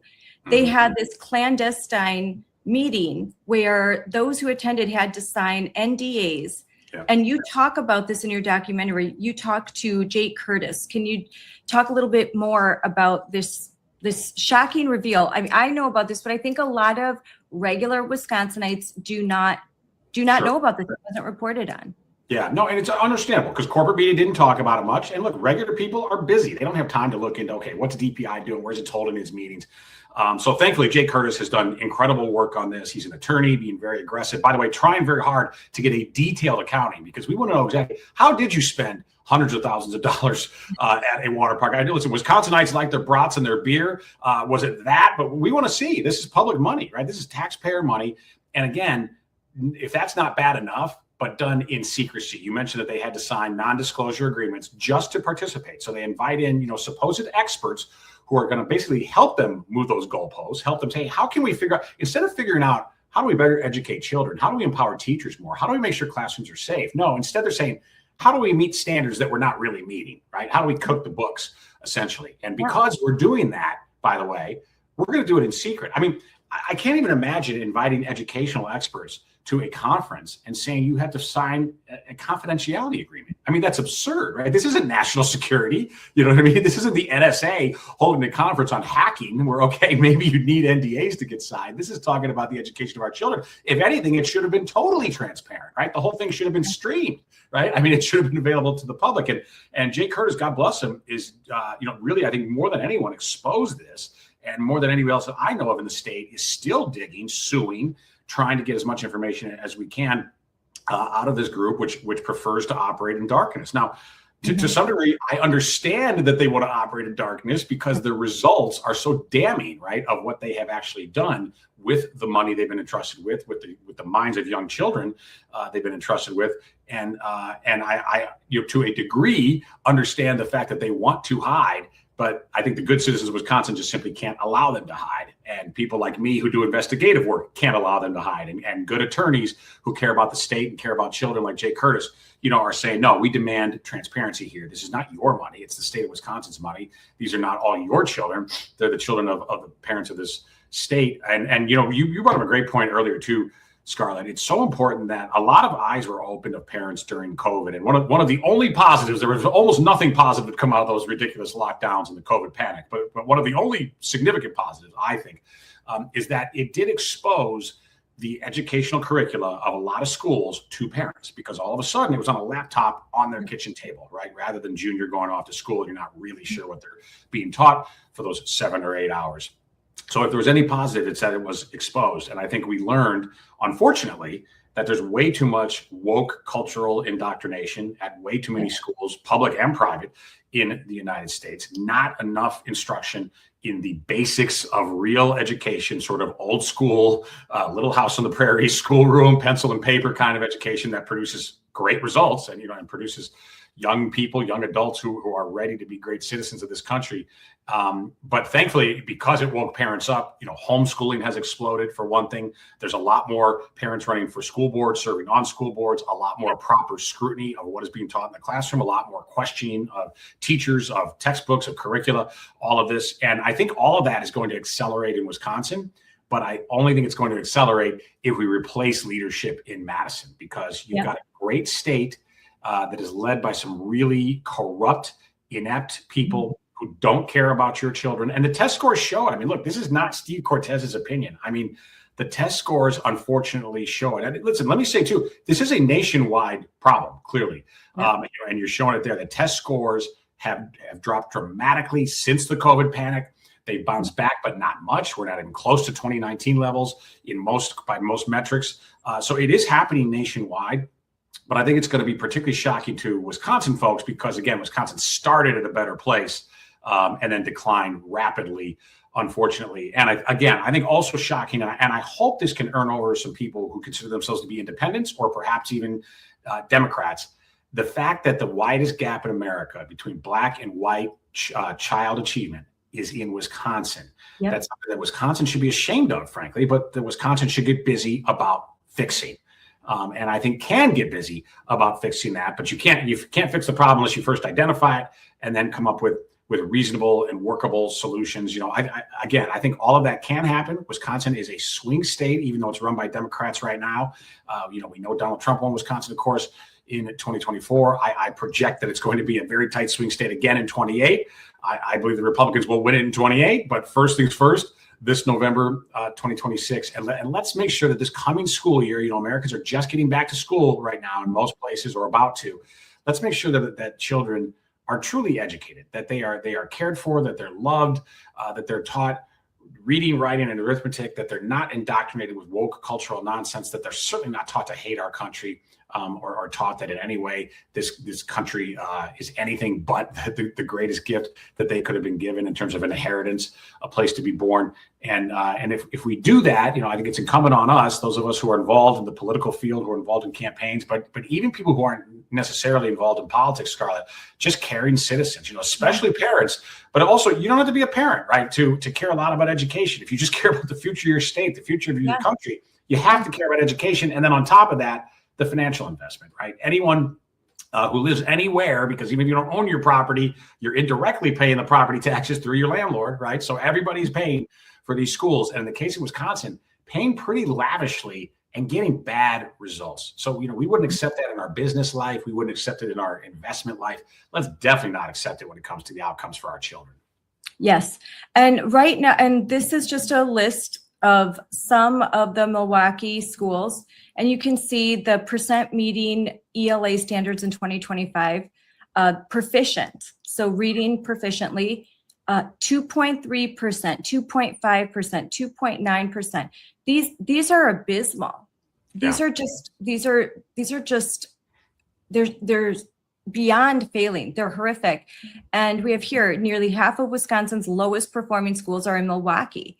Right. Again, Milwaukee County. And when at the time of your documentary, Congressman Tom Tiffany was the presumed GOP gubernatorial candidate. Since then, just recently, we had our primary election. He is now the official GOP primary candidate, the official GOP gubernatorial candidate.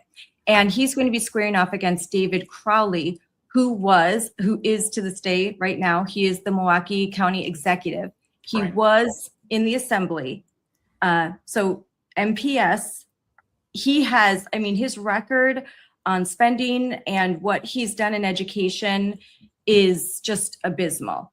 And so when you talk about MPS, we have Tom Tiffany squaring off against David Crowley, who has contributed to all of this failure in the Milwaukee public school system.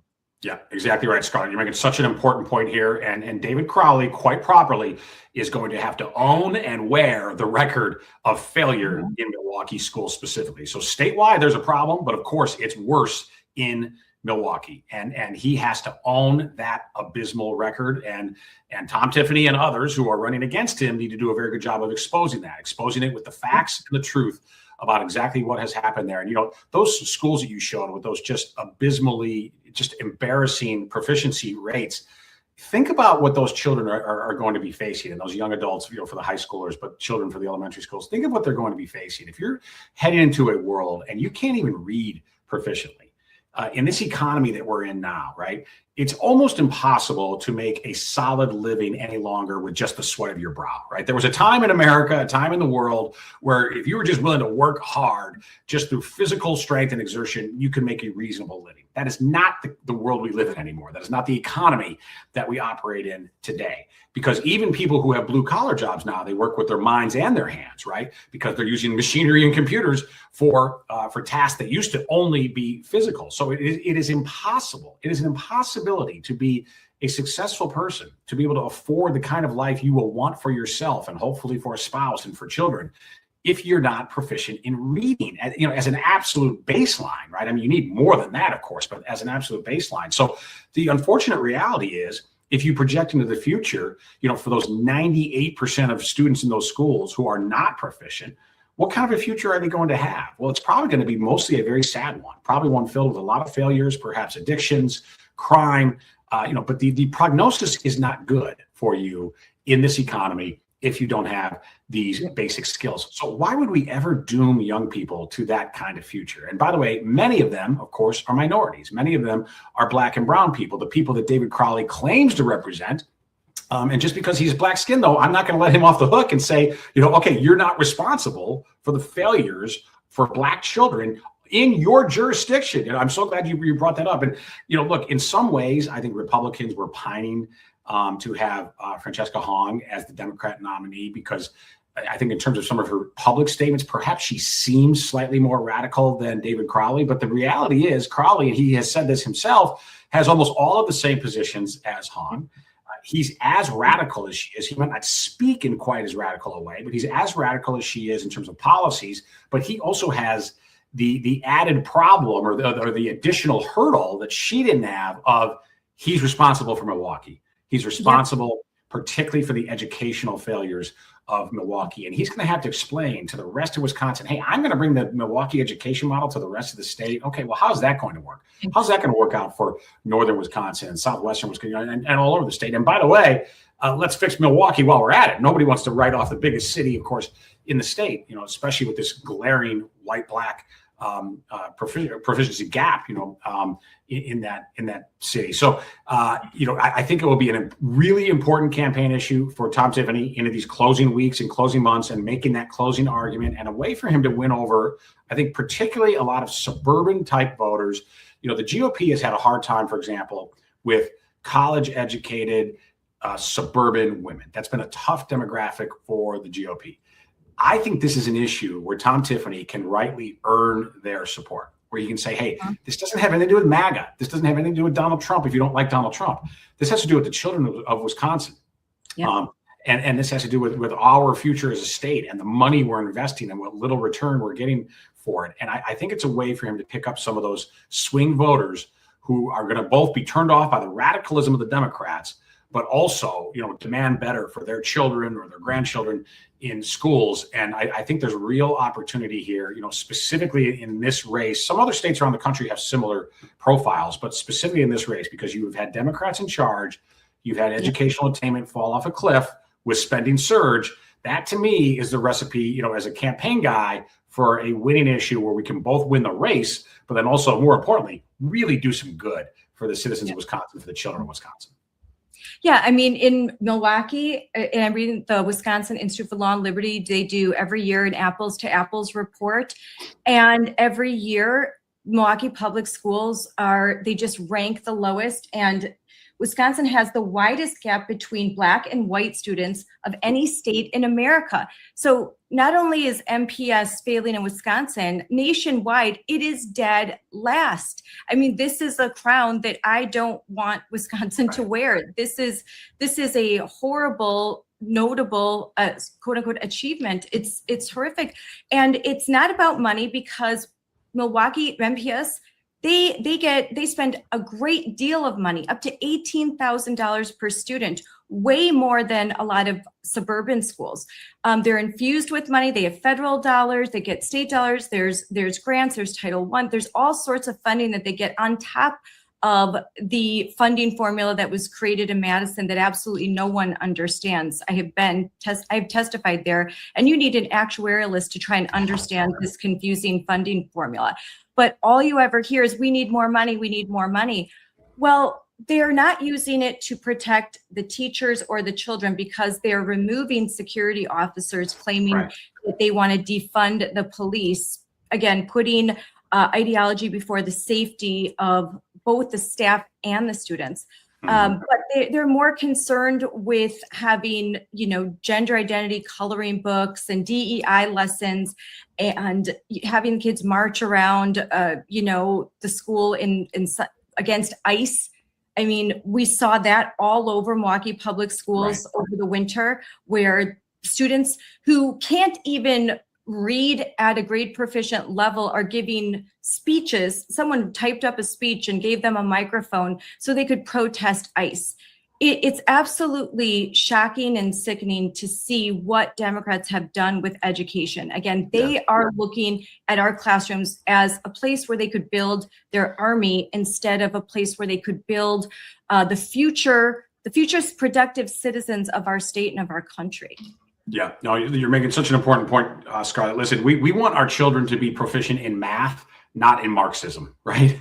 That's the reality. And too many of them, we have that inverted, right? Or at least the educators want that to be inverted. So we want kids who are very skilled at spewing leftist ideology slogans and at holding up signs that were made for them at a concocted protest, but not very skilled at sitting down with pencil and paper and figuring out basic math problems, right? Or be able to write a clear, concise sentence, or knowing the meaning of words, just being proficient in reading. So that's where we need to focus again.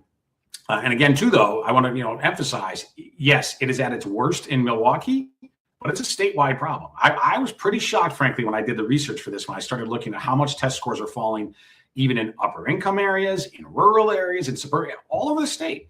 Okay, now again, they're falling from a higher baseline in those places at least, so it's not quite as tragic yet, but the trend is not good, and that trend has to be stopped and reversed. And again, the opposite. So as the test scores are going down, the property taxes are soaring higher, right? This is the wrong formula. These two things are going in the wrong direction. So we need to get control in Wisconsin over those property taxes, which are out of hand, and we need those test scores to go back up and catch back up to the spending, which I think can happen. I mean, I really do. I think that it can happen. It will happen. By the way, when you mentioned the public safety aspect too, and the cops and security guards being taken out of Milwaukee Public Schools, I actually interviewed back in 2024 when I was working on behalf of Donald Trump with outside groups, but working on behalf of Trump. And we knew Wisconsin was going to be such an important state. It was, in fact, the closest state in 2024. We won all the swing states, but that was the most narrow victory, was Wisconsin.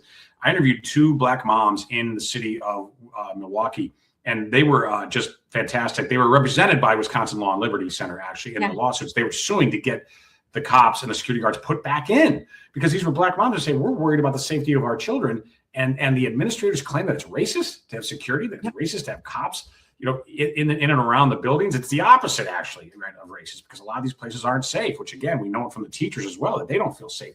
No one can learn in an environment that's not safe, right? I mean, that's an absolute basic necessity, of course, to feel safe and loved so that you can learn. Then on top of it, we need to do the learning in a proper way. And I would argue, by the way, to most Wisconsinites, you don't have to reinvent the wheel. Honestly, just look at Mississippi. Look at what they're doing there, particularly regarding phonics. Because again, reading is the foundation. If a child can't successfully read by the time they're into middle school, in all likelihood, statistically, and this is the sad reality, we know that they will just never catch up. They will never catch up, all the way into adulthood. They may not even finish high school, but even if they do, they just got passed along and they graduated, but they're not proficient. By the way, that's also a shocking statistic that I've looked at all over the country. I used to look at this a lot in Chicago. I used to live. How many kids are graduating, sometimes even graduating with reasonably high GPAs, but are not proficient? Okay, so what does that tell you? Again, we're just changing the goalposts. We're just saying, well, you don't actually have to reach the standard. We're going to graduate you. We'll give you a B. We're going to pretend it's fine. Our graduation rate soars, and we brag about having a high graduation rate. But wait a second. But the test scores show you're graduating from high school. You're supposed to be a 12th grade proficient, and you're actually 6th grade proficient in reading, right? So that is a marked sign of failure that I used to study a lot in Chicago. It's unfortunately becoming the reality in Wisconsin now too. I would warn you of this as a guy who lived most of my life in Illinois. And I know this from my polling. Wisconsinites do not want to become Illinois, right? You don't want to become your neighbor. You also don't want to become Minneapolis. You don't want to become the Twin Cities, right? You don't want to become the nonsense there on immigration and all the woke nonsense and the mass scamming of the citizens of that state from third world migrants. You don't want to become them. You don't want to become Chicago with the dangers of Chicago. And I say this is somebody who lived in Chicago for 50 years. I love Chicago. The crazies finally chased me out of there, like a lot of people. But to Wisconsinites, I would say right now, you're on track to becoming Illinois. You are on track to becoming Chicago. You have time, though. Not a lot of time, but you have time to reverse that. And I strongly suggest, as a former Chicagoan, that you do, because that's not your future. I don't think it's really who you are culturally, politically. And there, although the clock is ticking, there is time for you to reverse that unfortunate trend.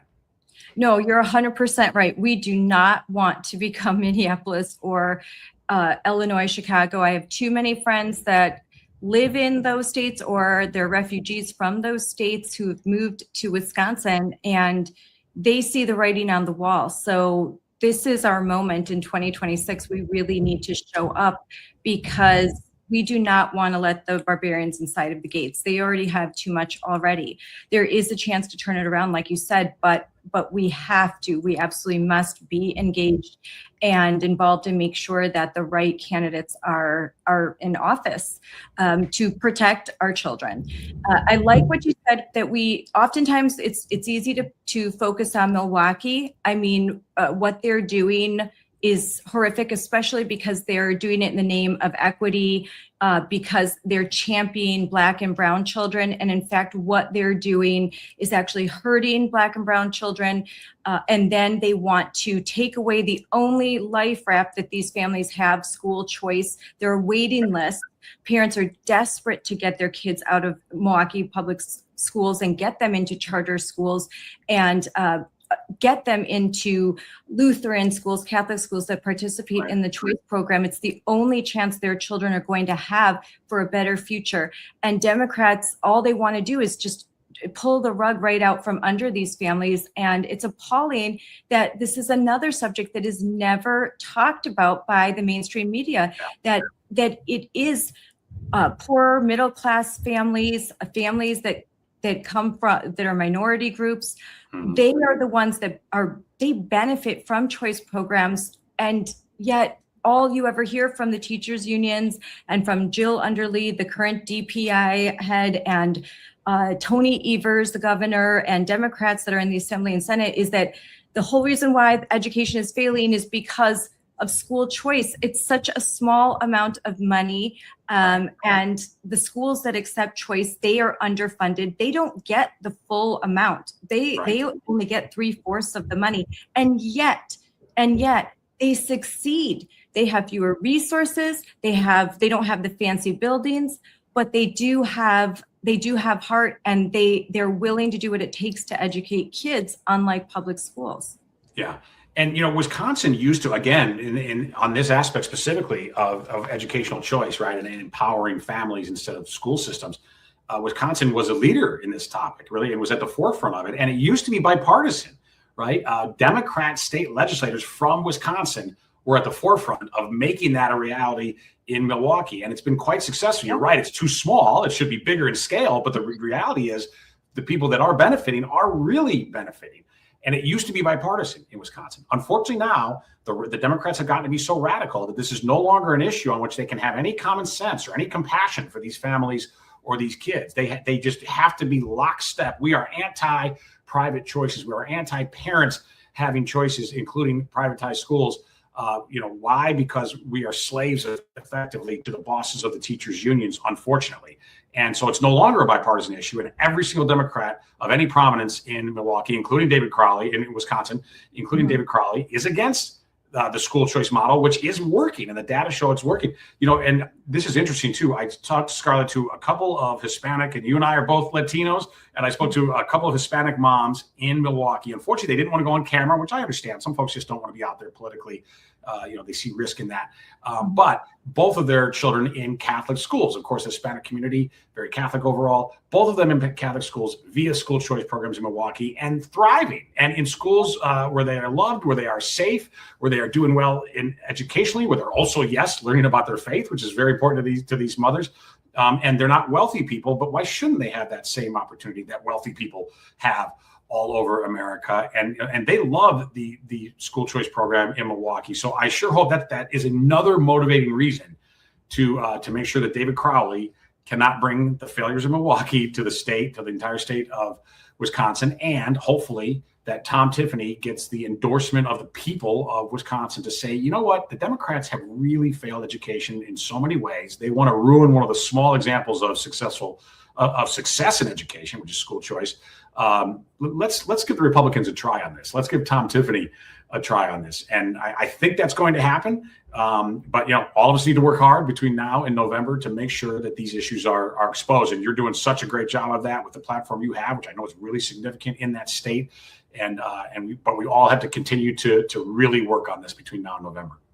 Yes, and if you're and I'm in the suburbs of Milwaukee. I live in an area where our school district used to be #1 in the state. I have seen the effects of what's happening, and like you said, and you talk about this a lot in your documentary, instead, the dropping scores, well, that's happening in the suburbs too. They're plummeting, math, science, reading, and instead of addressing why this is happening, they are instead changing. They're fudging the scores. That's why they met in the Dells, because so the parents in the suburbs didn't.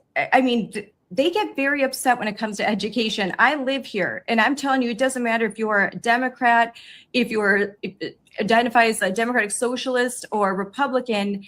If you find out that your schools are failing your kids and your kids aren't going to get into the University of Madison, which is very hard to get into, and they take an ACT score and they get a 15, even though they're in honors classes with straight A's, I can't tell you how many parents are shocked when they get their kids' testing scores back and they're like, wait, my kid's in honors classes, they're getting straight A's, but according to this, they're getting a 15. I mean, that's when the light bulb goes off, that there is some kind of disconnect. And what's happening is that rather than give staff members training, instruction, looking at the Mississippi model, think, what can we do better? They sit these educators through nothing but DEI all day long. That's all they're all about. I sit through these training sessions. They never, ever do they talk about, hey, let's improve reading. Hey, let's talk about math. Let's talk about STEM. All they want to talk about is how much they hate America and that the declining test scores are because of whiteness.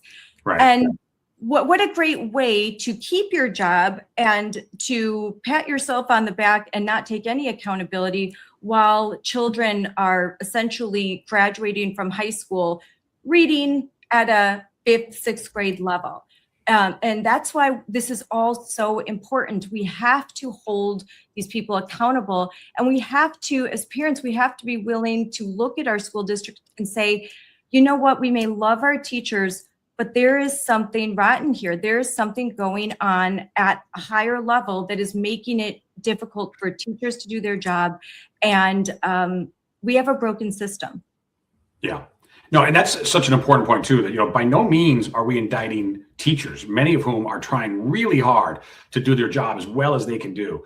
But they are unfortunately so hamstrung by terrible leadership above them. You're exactly right, at the administrator or even at the union level, for example. So, I am absolutely, I hope, exposing and in many ways really indicting the performance of people like Randy Weingarten, who's the head of the National Teachers Union, who clearly does not have the best interests of children at her heart, just clearly does not love this country, does not want children to succeed, wants her power to be further amassed. So, I am willing to very publicly criticize people like her. And there's figures like her all over the country, including in Wisconsin. But most normal classroom teachers, most folks on the front lines trying to educate children care deeply about the children that they're entrusted with every day and want to do a better job. And we need to make sure that they are properly equipped and properly empowered to do that. So, I view this movement as a pro-child, pro-parent, pro-teacher movement. And again, as Tom Tiffany mentioned, that starts with making sure that those teachers feel safe in those areas where they're not safe. But also to your point about the schools that have better reputations and generally have better test scores, which most of the time means they have higher incomes, right? Oftentimes, Scarlett, the woke indoctrination nonsense is actually worse at those schools. It's worse at the, quote, more sophisticated schools than it is at the lower performing schools. And as an example of that, maybe the worst example in America, what I would give you is Loudoun County, Virginia. So some of the just most really horrific nonsense, regarding gender confusion and all of the woke ideology being thrust upon children. Probably the worst examples in America, at least that I know of, were happening in Loudoun County, which is suburban Washington, D.C. in Virginia. It's one of the most wealthy counties in America, places that generally had highly regarded public schools. So don't think that just because your school might have reasonably high test scores, at least compared to Milwaukee, or because you live in a wealthier area or an upper middle income area, that your children are immune from these abuses. In fact, as far as the cultural filth and the cultural pollution, they might be more vulnerable to it, actually, if you're in a higher income, or generally, considered to be more sort of sophisticated, successful educational area. So, I would encourage all parents to really pay attention. And that's true, obviously, outside of this election. I mean, just make sure you're watching over your children, make sure you're properly asking questions of the administrators and teachers at your school, and know what they are being taught, because it's super, super important. I think if you do that as parents and grandparents and just concerned citizens, I think you're also probably going to make election choices that are different than saying, you know what, we want another 16 years effectively of Democrat control over public education in Wisconsin. Whether you're in Wisconsin or you're in another suburb area in a purple blue state across this country, a school that is considered a success, they have proficiency rates at 60%. 60%, 70%, that's really high performing, but 60%, that's an F. So if 60% of your students are reading at a grade proficient level, if 55% are performing math at grade level, that's considered exceeding expectations in Wisconsin. That's absolutely shocking. And I think most parents aren't aware of the fact that we've got a system under Tony Evers, a system, like you said, created by Democrats, run by Democrats, in which they are putting the thumb on the scale. And they're telling you, oh, we exceeded expectations. They give out awards for 60%. That is an F. And I've been saying this for 6 years, wake up and smell the Marxism here. They're so focused on all of the wrong things and not the right things. And again, I do not blame teachers. I have talked privately with so many teachers that when I have a conversation with them, sometimes they come up to me huffing, puffing like, oh, Scarlett. And by the time we're done, we agree on 95% of the things. And they're like, you're nothing like I thought. Then they start to reveal, yeah, you're right about this. You're right. We're not safe. I'm leaving after 16 years because I can't handle it anymore. I'm not supported.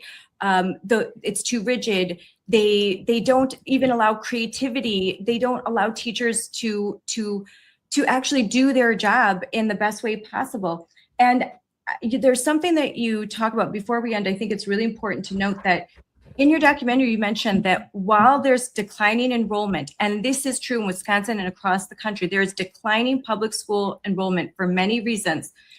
Parents are homeschooling, declining birth rates, lots of things.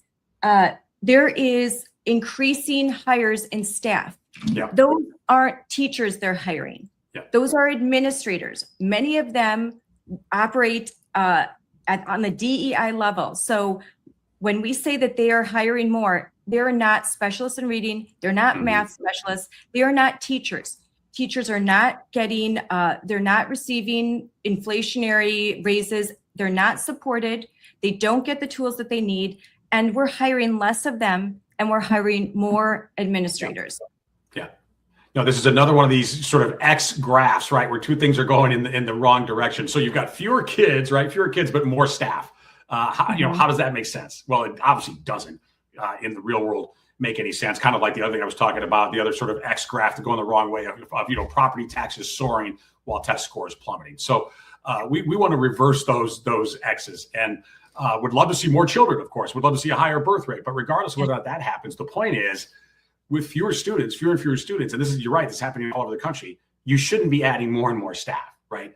Yep. At the same time that you're getting worse and worse results from those fewer students. Okay, so that entire equation is off. Again, that wouldn't work for any business. It doesn't work in the real world. It certainly shouldn't work for our children. So yes, thank you for bringing that point up too, because it is a really important one. The bureaucracy has thrived while children have suffered, Yes. while parents have seen worse and worse options for them, while taxpayers have spent more and more for declining educational outcomes from our communities. All of that has to stop. That's got to reverse. We can't keep doing more of the same. When you look at the metrics, when you just look at the cold metrics and you say this isn't working, then you can't, I don't think, logically say, well, let's just keep doing the same thing. I mean, no, it's time to change, time for reform. And in closing, you end your documentary talking to two moms. Can you talk a little bit more about that and why you wanted to end it talking to real life Wisconsin moms, one of them who is also a school board member? Yeah. So listen, I thought that was really important in my documentaries. Generally, I don't only want to talk to the so-called experts, right? Because a lot of regular folks often have more expertise than the so-called experts. But also in this case, it's really important to talk to parents, right? About, hey, what have you seen with your children? And so we got one mom each, one who homeschools, which, because I think that's important. And of course, majorly growing trend all over the country, including in Wisconsin, for great reasons. Homeschoolers really need to be supported. But then also another one who children in public schools and serving on the school board, which I think is also really important. So really involved in the public school lane in a serious way, not just as a parent, but also as an elected official now. And then another one who has chosen to go the homeschool route. And even though they've chosen very different educational options, it's interesting, they agreed on so much, right? Particularly regarding the basics of phonics and things like that, and education. The importance of values. Look, all education has values too. We can't pretend it doesn't. So, I am most focused in this documentary on teaching the critical skills that people need to be successful in life, being proficient in math and reading. But all education, by necessity, just by definition, also involves the transmission of values. I mean, the question is, what values are going to be transmitted?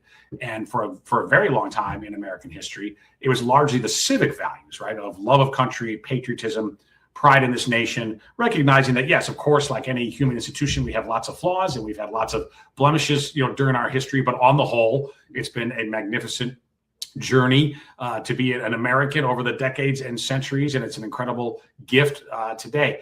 We want those values to also be passed on, certainly in the homes, but also in schools. So not enough of that happening, not enough success in terms of the actual sort of hard educational skills that children need, but also too much woke cultural indoctrination garbage. And those moms, thankfully, are doing everything they can, both as mothers, as parents, but then also in their communities to make sure that things get better in Wisconsin. So people like that too, though, they need to be empowered from above. Yeah. They need to be empowered from Madison, unfortunately.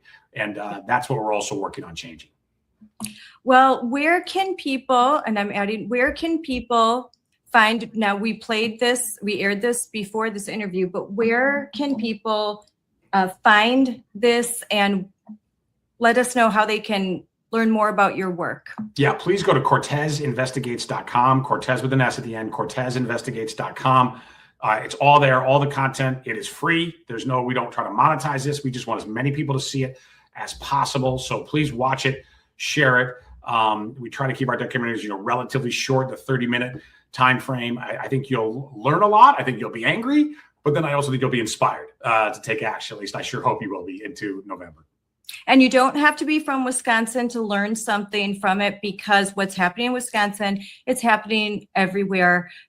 Every time I get together with other Mama Bear activists, we kind of think like, do they have this same playbook and they just kind of email it to each other?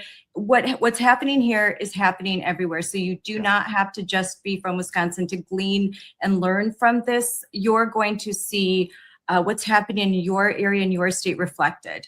Yeah, absolutely. And listen, again, one of the reasons I focus so much on Wisconsin, I polled your state more than any other state. I've been there a lot. I'm coming back to do more documentaries before this election, is that I really believe as Wisconsin goes, the country will go. So, I mean, it is in many ways a microcosm of America.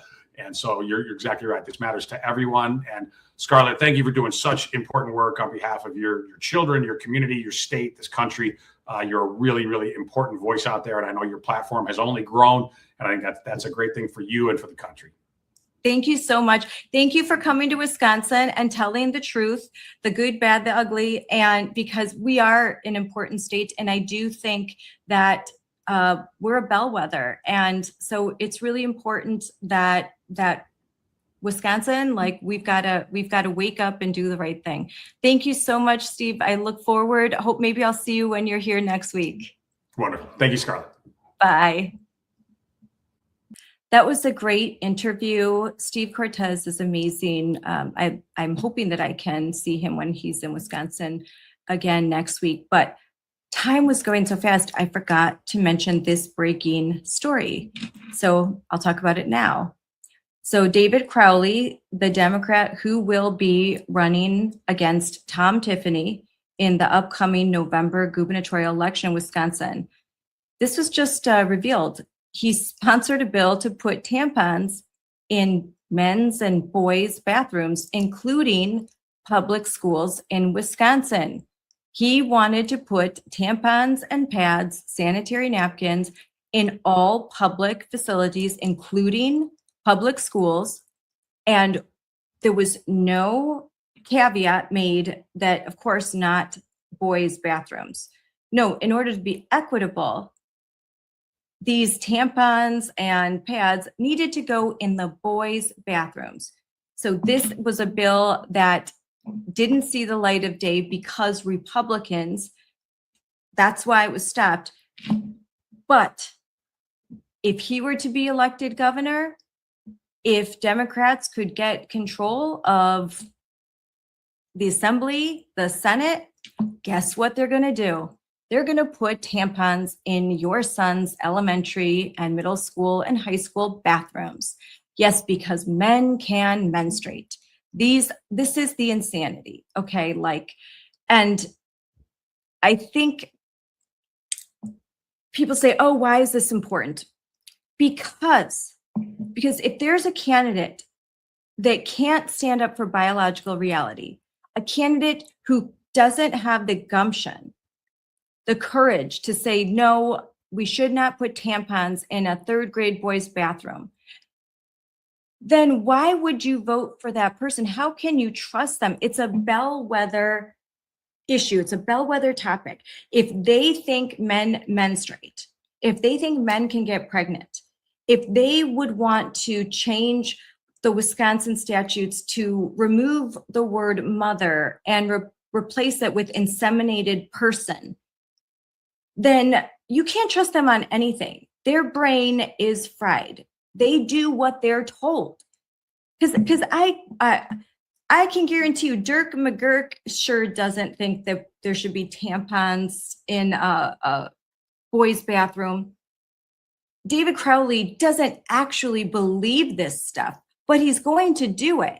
He's going to do everything that Francesca Hong was going to do. He's just going to be a lot more sleuth about it and quiet about it. And he doesn't actually believe it. Now, she was a true believer, but he's going to do what he's told, what the donors tell him, what the bosses tell him.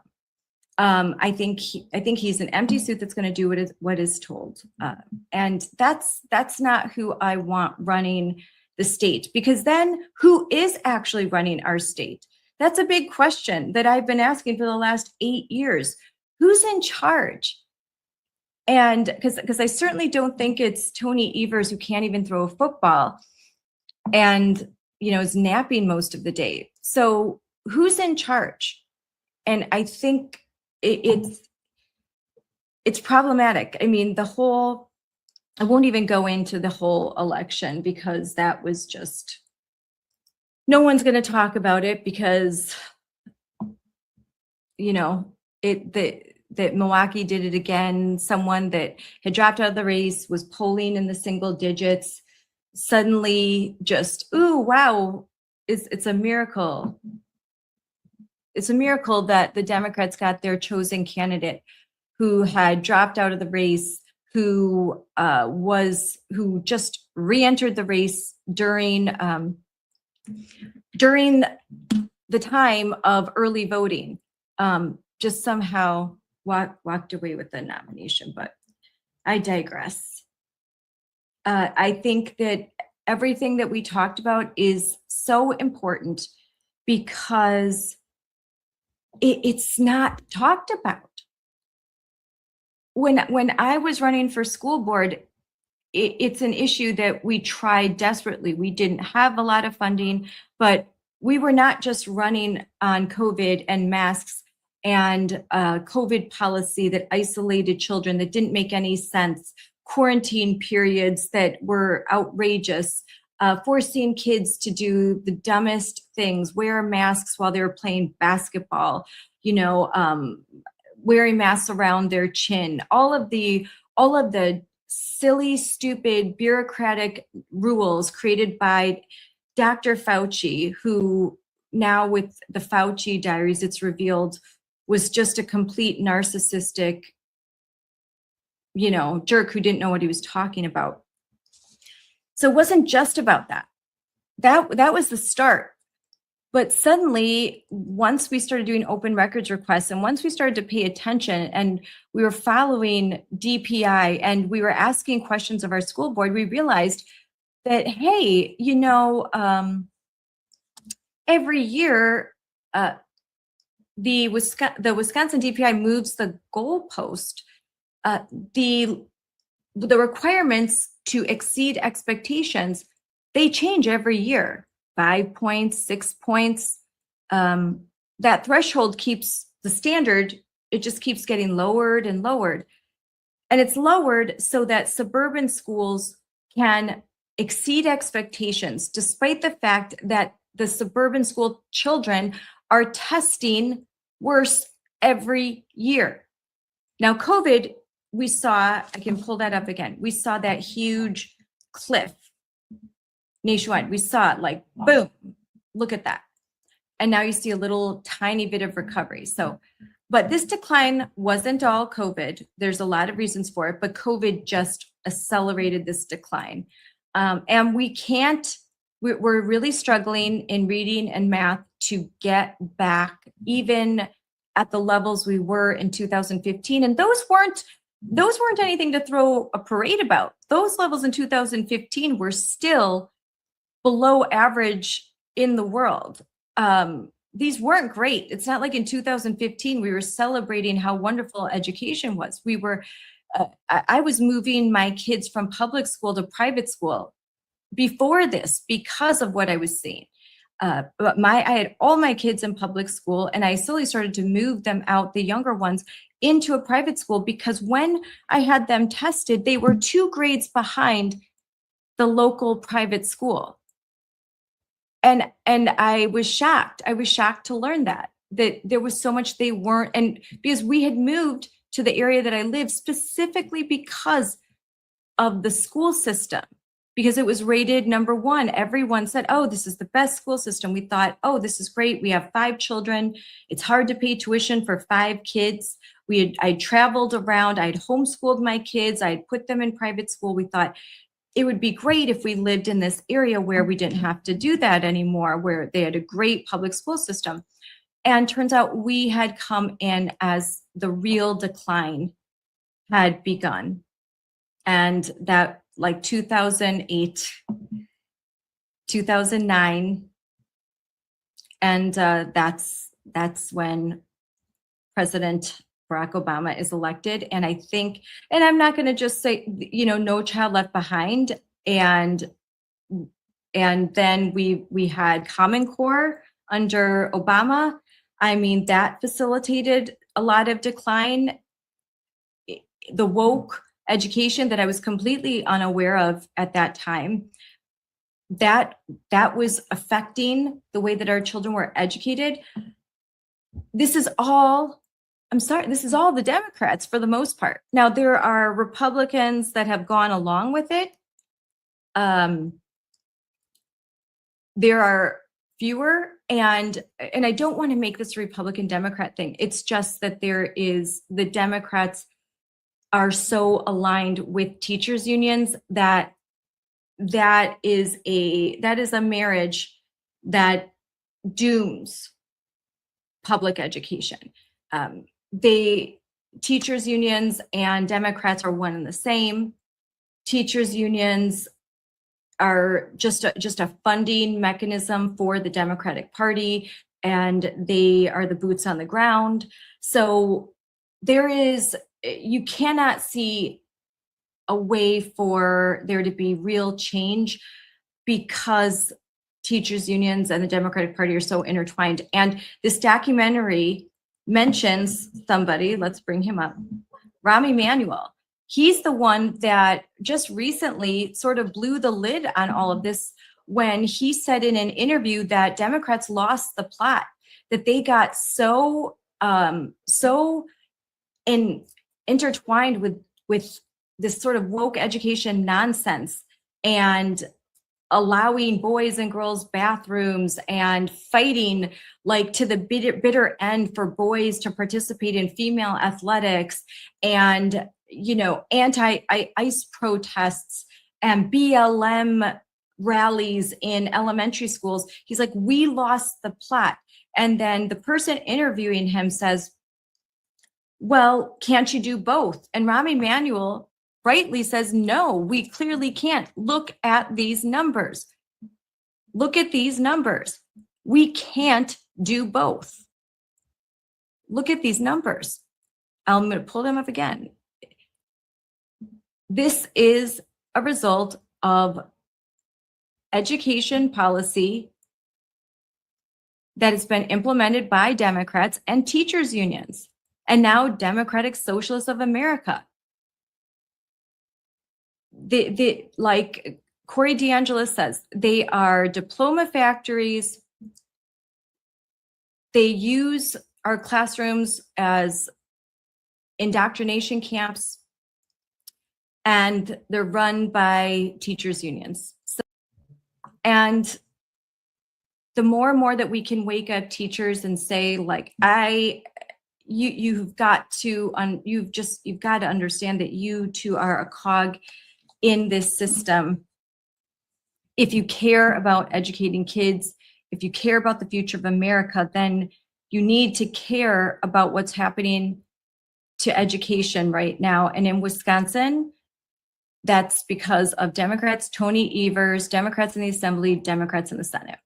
There are, another thing that I wasn't able to discuss with Steve Cortes because of time limitations are the numerous amounts of bills that were introduced, that were passed in the Assembly, passed in the Senate. They went on Tony Evers' desk and they were vetoed, one after another. Bills that are good for education, bills that are good for students, bills that are good for parents, legislation that would start to model after the Mississippi Miracle.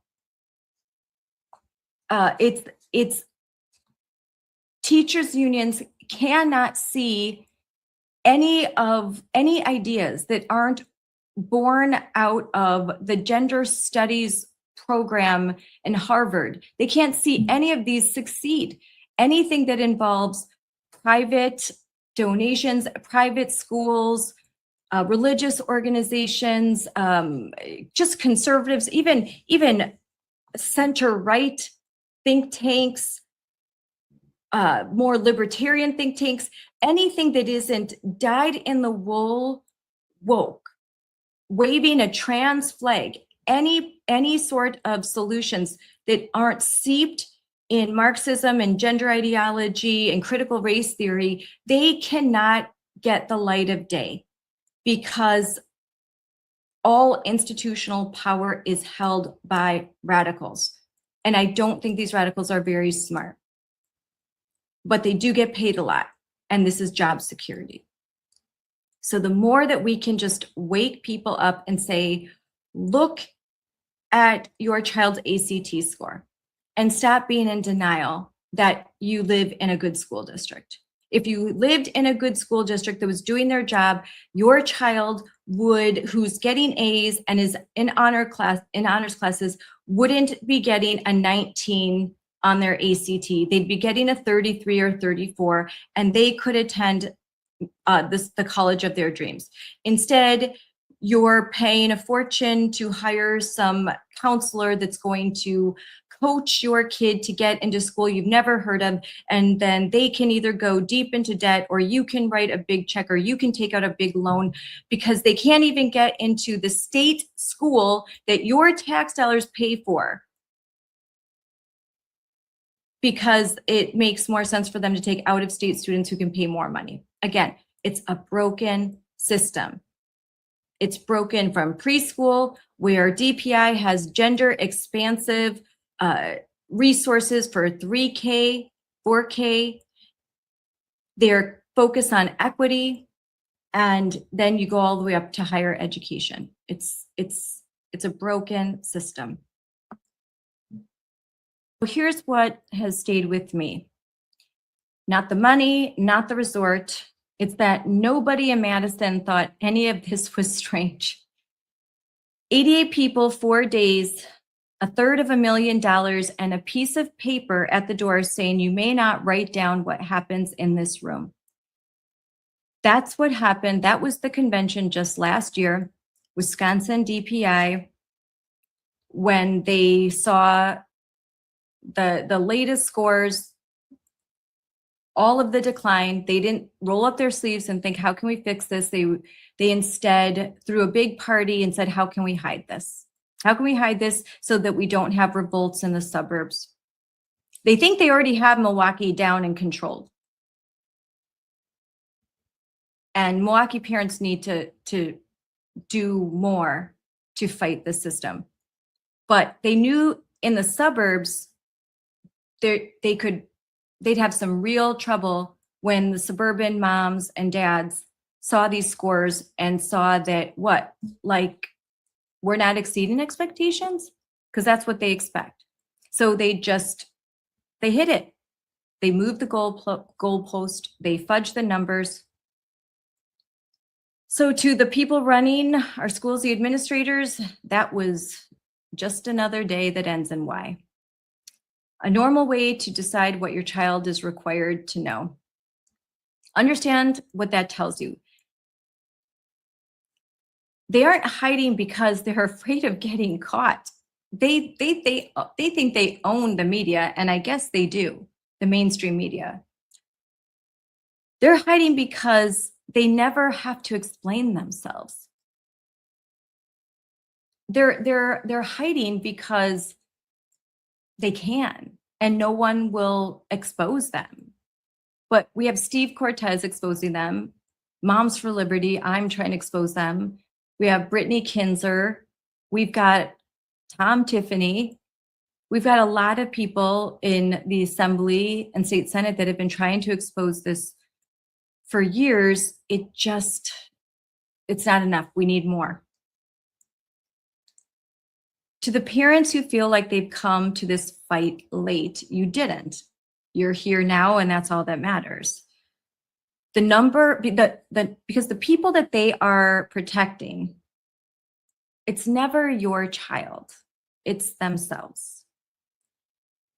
The nation's report card isn't really measuring your child and what they know. It's measuring them. It's measuring how well they are teaching your child. So don't take this personal. Don't look at the scores and think, my child's. Point the finger at the people that are teaching your child and demand accountability for your child. They moved the line so their grade would go up, not your child's. They didn't do what it would take to get your child where they need to be. They just obfuscated so you wouldn't know. So when a 4th grader can't get through a chapter book, when an 11th grader is reading at a 5th grade level, they aren't held accountable. They didn't lower the standard for our kids, they lowered it for themselves. And we get to pay the bill. That's insult to injury. Here's where we have hope. Mississippi was dead last in the country, and they turned things around. Legislation has been passed and signed that would teach our kids phonics. It's just that the Democrats, the progressives, they are fighting every step of the way, fighting in court, fighting at the local level, fighting at the state level. Why? Ask yourselves this, why are they fighting a proven method that works? Phonetic teaching. Why? Because it's not approved by teachers' unions? It doesn't make sense. It's not common sense. Since 2009, the same man has been running education, and that's Tony Evers. Now, he's not on the ballot now. It's an open seat, but essentially he handpicked David Crowley. David Crowley is his guy. And David Crowley will be just as bad for education as Tony Evers, if not worse, and that's kind of hard to believe. Every single year, the gap between proficiency That just keeps growing. They can fudge the numbers all they want, but fewer and fewer of our kids are reading and doing math at a grade proficient level. It's a good year when 60% of the kids can read at grade level. That's just a bang up year, and that's not acceptable. In MPS, you've got 2%, 3%, 4%. Schools, I'm not kidding you, schools where 0% proficiency exists, entire schools where 0% of the children in Milwaukee can read at grade level. This is the education of progressives. So here's your homework. Go to school board meetings, file records requests, pull up the nation's report card, go to the Wisconsin Institute for Law and Liberty site. They have an apples to apples tag. Click on it, find your school district if you're in Wisconsin. If you're not in Wisconsin, go to your actually find a Moms for Liberty chapter near you. I guarantee you there's an expert on what's happening in your state, in your area. So do that. Go to momsforliberty.org and find out what's happening. Pull up the nation's report card and look at your state's real number, your school district's real number. And then in November, if you have the opportunity to vote, do it, and vote for someone who hasn't spent the last decade or more telling you that everything is just fine, we just need more money, and oh, the Republicans. Oh, we need to be kind and belonging. Oh, equity would solve everything. It's not true. You can't get tired. They're counting on you to get tired. You have to stay in the fight. What is happening in education determines the future of this American project. We've celebrated 250 years this year. Let's celebrate 250 more years. To do that, we need to educate our children. We cannot allow public schools to be places where useful idiots are born, where they can just turn our kids into little Marxist foot soldiers. Education is the key for everyone, especially the children that are the most vulnerable. I know because I was one of those kids. I was one of those kids that were vulnerable. And my education was the key to not just surviving, but thriving and creating a wonderful life and having 5 children that are all well educated and that are pursuing their dreams. That's the American dream. I want it for my kids. I want it for your kids. I want it for their kids. So let's go about saving this country by saving education. Thanks, everyone. In Wisconsin, if you're looking around and wondering what the heck is happening in education, you are not alone. You don't have to be involved in politics to look at the NAEP scores and see that Wisconsin proficiency rates are cratering. They are bad. You know how Jill Underly, you know how she handles it? If you don't know who she is the state superintendent of public education in Wisconsin, who gave a speech saying that pronouns save lives. You know what I think saves lives and improves lives? Teaching kids to read. Yet in MPS schools, there are schools that have 0% proficiency. You heard me right, 0% of kids can read at grade level. These are kids that are the most vulnerable. They're in MPS in some of the lowest performing schools. I'm tired of being lectured to by people who who call me an extremist just because I care about education and not indoctrination. And if you feel like me, you should come to the town hall on September 21st, where we are giving parents a voice. Look who is moderating, myself and Deskovich, the CEO of Moms for Liberty. She's coming here from Florida to check in on Wisconsin. We also have Tom Tiffany, who's running for governor. We have Barb Dietrich, we have Amanda Nidweski, Corey Brewer, and we have my great friend Ella Fry. She's amazing. She is Wisconsin's Riley Gaines, and she's going to be here in person with her mom, Heidi.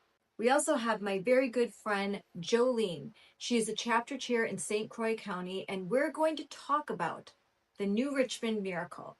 Why is that important all over Wisconsin? Because it's an example of what happens when ordinary parents, some who have never been politically active, never really even attended a school board meeting, didn't even know who their school board members were.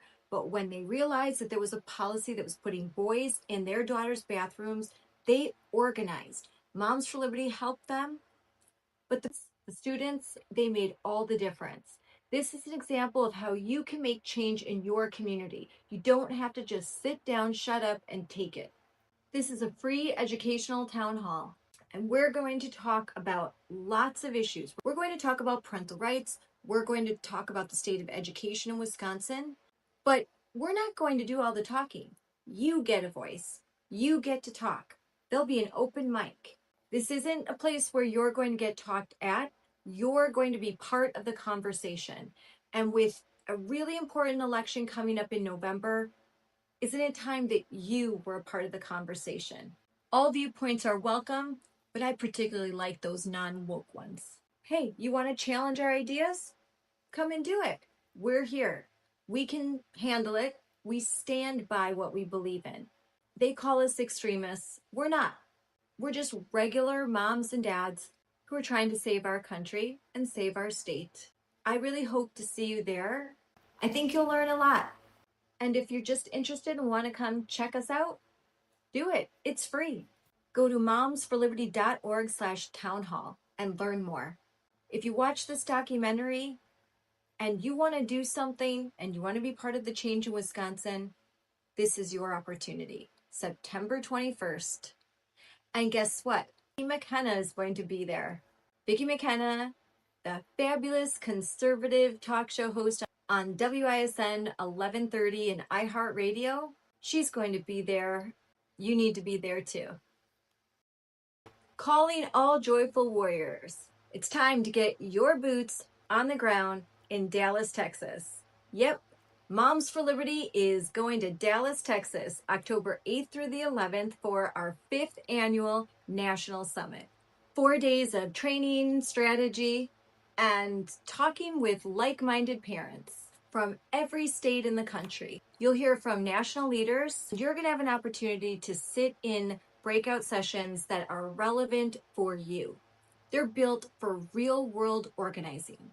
You're going to learn tactics that are winning school boards and how to effectively change district policy. This isn't just a conference where you sit and listen and clap politely. This is one where you are actively engaged. You're going to leave with a whole bunch of new friends and a plan for your community. If you're feeling like, I don't know if I can keep doing this, this is a place for you to be re-energized, recharged, and ready to face another year of fighting woke crazy people. Come on, join us in Dallas, Texas, October 8th through the 11th. You can register at momsforliberty.org. Hope to see you there. The man who wants to be governor of Wisconsin put his name on a bill that would stock tampons and sanitary napkins in boys' bathrooms. That's no exaggeration, that's a fact. He was going to put tampons and pads in boys' bathrooms in public schools. That's K through 12 schools, boys' bathrooms. It looks like Tampon Tim has a friend, Tampon David. August 28th, 2019, Assembly Bill 381. So free menstrual products were required in, and I'm quoting from the statute, public schools, charter schools, choice schools, and government buildings. Adults with law degrees and legislative aids actually read this before signing on. One of those adults was David Crowley. He didn't raise a hand and say, maybe we should make this sex-based. Maybe we don't put tampons and pads in the boys' restrooms. Nope, he didn't say a word because equity. How hard would it be to put female? Not hard, unless you are a woke, committed, progressive who doesn't know what a woman is. So David Crowley wants to put tampons in third-grade boys' bathrooms. Now everyone is going to make a joke about it, but here's what isn't funny. While David Crowley and his gang of woke, crazy people were thinking up really ridiculous ideas like putting tampons in boys' bathrooms, fewer than 1 in 3 Wisconsin fourth graders learned to read at a grade proficient level. In Wisconsin, we have the widest racial achievement gap in the country. Not top 5, we're number 1. We're number 1 in our inability to teach kids to read. Maybe they should have had a committee on teaching kids to read instead of one on woke gender identity politics. The bill died because sane people in the Wisconsin State Legislature refused to let it see the light of day. These are the same people that woke progressives are trying to tell you are extreme. Yeah, they're extreme, but putting tampons in a boy's bathroom, that's normal, right? Said no one ever. I'm not an extremist because I know what a woman is. It's not extreme to say that men don't menstruate. And it's ridiculous to think that putting tampons and pads in boys' bathrooms in K-12 schools is a good idea. Wireless companies say that they stand for something. What exactly do they stand for, and why won't they say it out loud? Let me tell you what Patriot Mobile stands for. They stand for the lives of the unborn. They stand for the Second Amendment and the right to protect yourself and your family. They stand for our veterans and first responders who sacrifice so much for our freedom. Make the switch to Patriot Mobile today and support a company that doesn't just say they stand for something, but one that stands for the things that matter the most.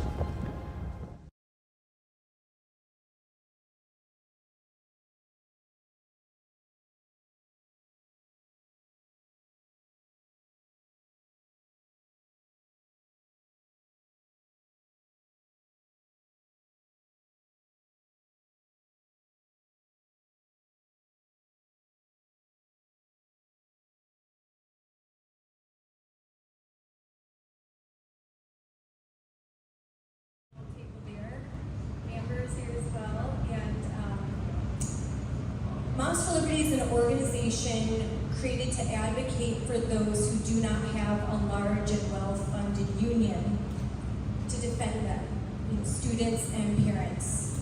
And right now, I think Moms for Liberty is the undisputed face of the parental rights movement, which is a really important movement happening in this country right now. It is galvanizing parents and grandparents and community members to fight basically for the survival of our republic. We have over 130,000 members and 300 chapters in 45 states. And right now we're trying to capture seats on school boards across the country and galvanize parents to oppose critical race theory, gender theory, and all the other Marxist critical theories that seem to keep consuming the time of public education and even private education. This overt political indoctrination in schools is wrong. Kids can't fight what's happening to them in classrooms. They don't have the capacity. We have to stand in the gap for them. They are a captive audience to very radical activists with a very radical agenda. And we, as the parents and grandparents, have to be their voice. And I like to say, I am not inclusive. I don't want to include crazy people in my children's life. I don't care if they don't like me. I don't like them. So we're even. This is the most. I want to protect children children from being sexually abused, politically indoctrinated, and groomed for something that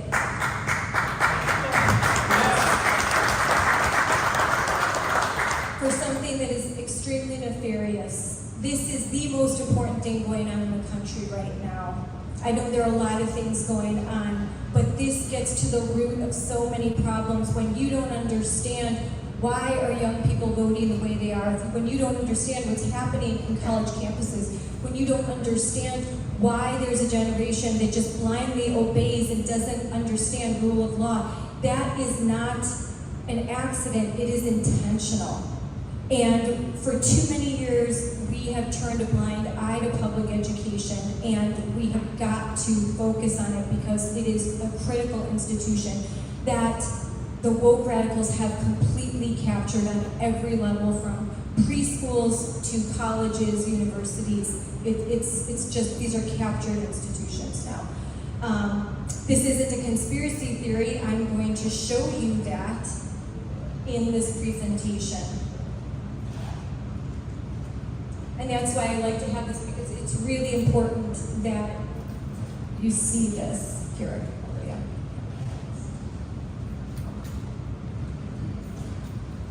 So I have about 300 slides right now.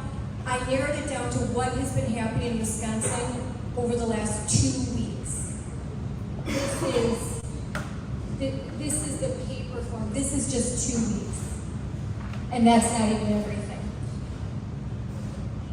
So, this is a book in my daddy's belly. The True Life Inspired Children's book follows the excitement and joy that two dads have for the anticipated arrival of their new baby. Me and My Gender Dysphoria Monster. A book created for 3, 4, 5, 6-year-olds about a young boy transitioning to a girl and about ready to start taking puberty blockers. This is a recommended reading from Wisconsin DPI from the various resources. This is a newer book, and I have it at the table. Emily Drabinski, she is the president of the American Library Association, and she was at the Socialism 2023 conference in Chicago, Illinois. And she said, and this was recorded, but I think your point of public education needs to be a site of socialist organizing. She congratulated everybody there on all of their work to bring activism, radicalism, and socialism into libraries and into schools. And she said it was their job to train the next generation. And how do you think she's going to train them? This is my friend. She is now 22 years old, but when she was 16 years old and struggling, Luca had a double mastectomy. At the age of 16, it was her first medical intervention. Puberty blockers, hormones. Her parents finally said no when they were about to remove her uterus when she was 18 years old. She was scheduled to have her uterus removed. She thought that might finally make me happy. She had several comorbidities since she was 12 years old: cutting, bulimia, anorexia, depression, anxiety.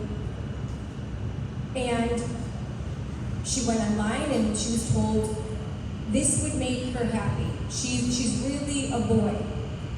Now, she is suing. She is now the 5th girl to sue large hospitals, large institutions, the doctors that did this to her. And I'm very proud of her for what she's doing, because it's going to be through these massive lawsuits that we finally end a lot of this. They're going to have to pay a price, a huge financial price. Green Bay, Wisconsin, this was breaking today. I was working with Libs of TikTok. Green Bay high school teacher, drag queen, bears all. I had to cover up the pictures. This is a teacher in Green Bay that's a drag queen that had an Instagram account, a TikTok account, OnlyFans, and he told his students to follow him. Among the images that students saw was nearly nude photos of their teacher, and at anything but clothes party, he posed with his back to the camera wearing what seemed to be a duct tape thong. He made his account private when parents started to complain, but what is the district doing? Nothing. He is still employed. They allegedly did nothing and claimed that this was not a part of his professional role. The Pulaski High School administration, when they tried to, that's what they said when they were confronted by the parents. Another in Green Bay, this happened at the end of August. A trans-identifying biological male was allowed to try out for the Southwest High School volleyball team. He made the team. Biological girls received injuries, bruises, welts during practice. When they wanted to shower, they had to find other accommodations, or they had to shower in front of this biological boy with fully intact genitalia. When the parents complained, they were told, if you're uncomfortable, find another place. The girl's comfort didn't matter. All that mattered was the biological boy's comfort. Find another place? Find another place, yes. They would have to find another place to change, another place to shower, and that's the district policy throughout the entire high school. If a biological boy identifies as trans, he can use whatever restroom or facility he wants. By identifying as trans, that doesn't mean medicalization, it just means simply saying, hey, I feel like a woman today. That's all you have to do. No one will confront them because the teachers a lot of teachers are unhappy with this, but they are afraid to confront and then lose their jobs. But frankly, if enough stood together and confronted this, I think it would end, and it would definitely be something I'd be willing to lose my job over. This just happened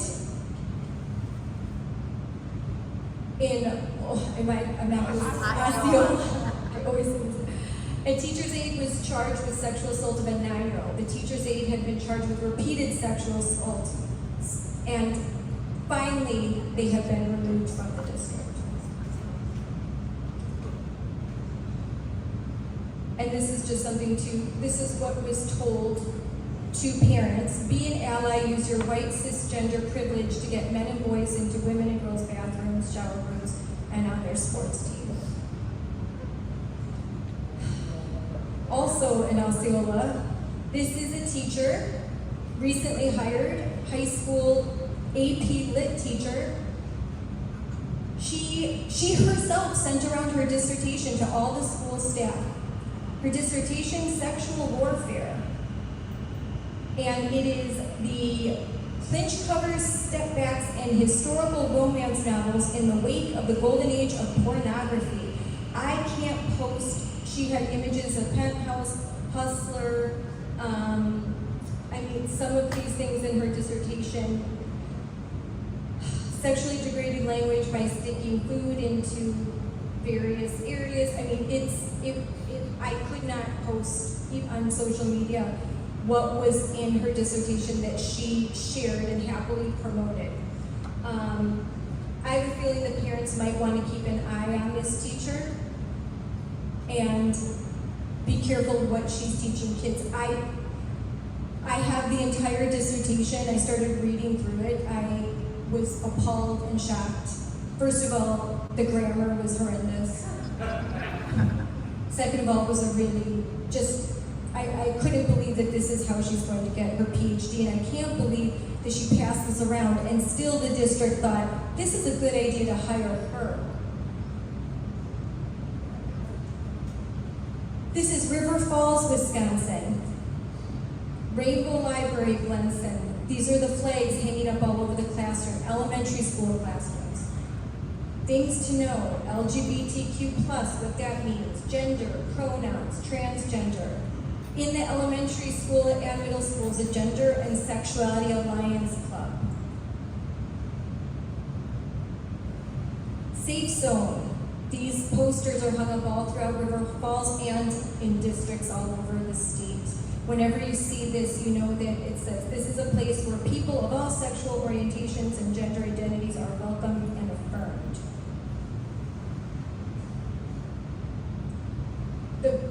Real quick, I want to point out that the group, Safe Zone Project, also had this on their website. I found this week, 30 plus examples of Christian privileges. If you're a Christian in the United States, these are you have a bunch of unearned benefits you get that members of other faiths or non-religious people do not. It is not about shame, it's about understanding. Know your privilege as a Christian. And you should submit your privilege to others. Basically, you're privileged to be a Christian. That's a privilege you didn't earn, and you should give it up for other people. If they have values that don't align with yours, set your values aside for theirs.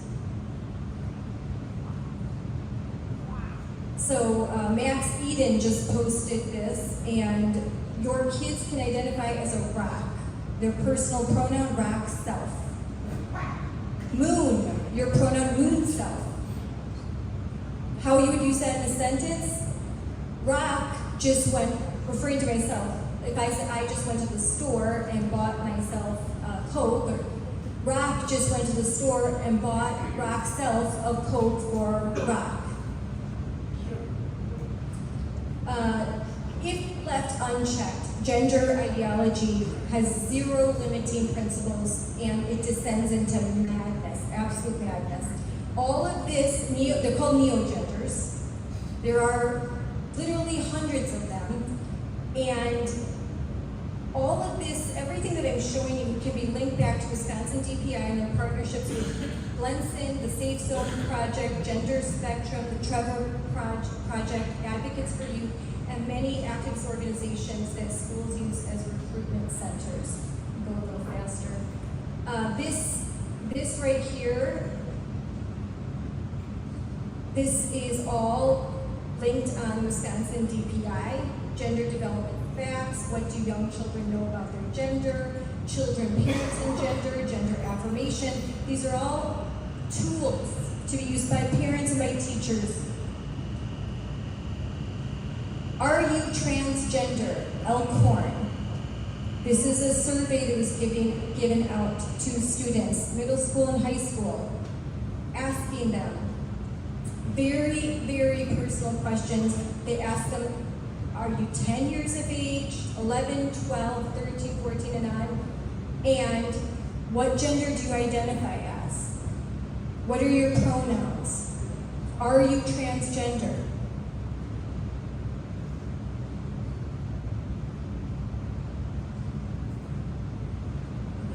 This is in Wisconsin. Which, let me see, this is the Monroe, the Monroe Grove School District in Dane County. So this is what are your words? And so 6-year-olds, without parental knowledge or consent, as part of an equity initiative, read this book, What Are Your Words? And it was a gender journey on pronoun use. Again, parents weren't contacted, they didn't know. And when they contacted the school after finding out what happened, they were told by the principal, next year we'll foreshadow for you, but we won't give you the materials.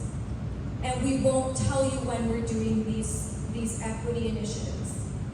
Just know that they are part of our DEI, and that's all we're going to tell you.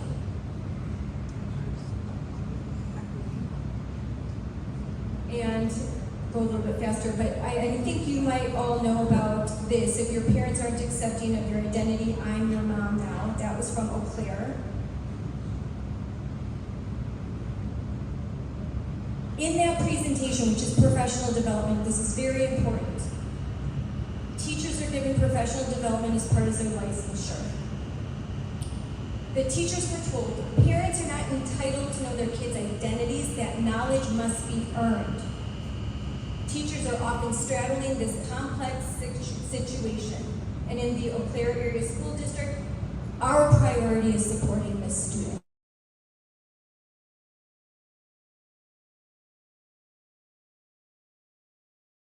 These are just some of the school districts that have the same transgender, gender non-conforming policies. These policies openly state that school district personnel can and should keep a student's transgender status concealed from parents, keep secrets from parents.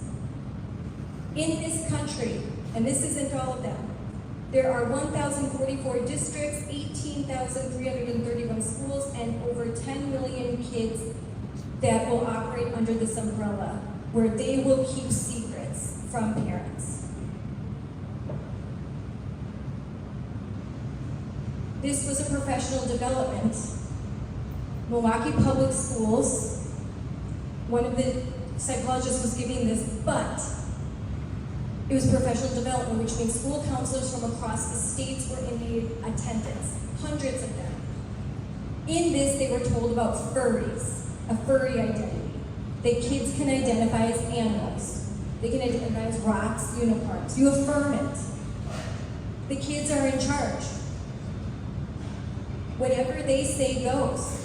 And if the parents don't like it, well, don't tell them. And if you live in California, they'll just take your kid away.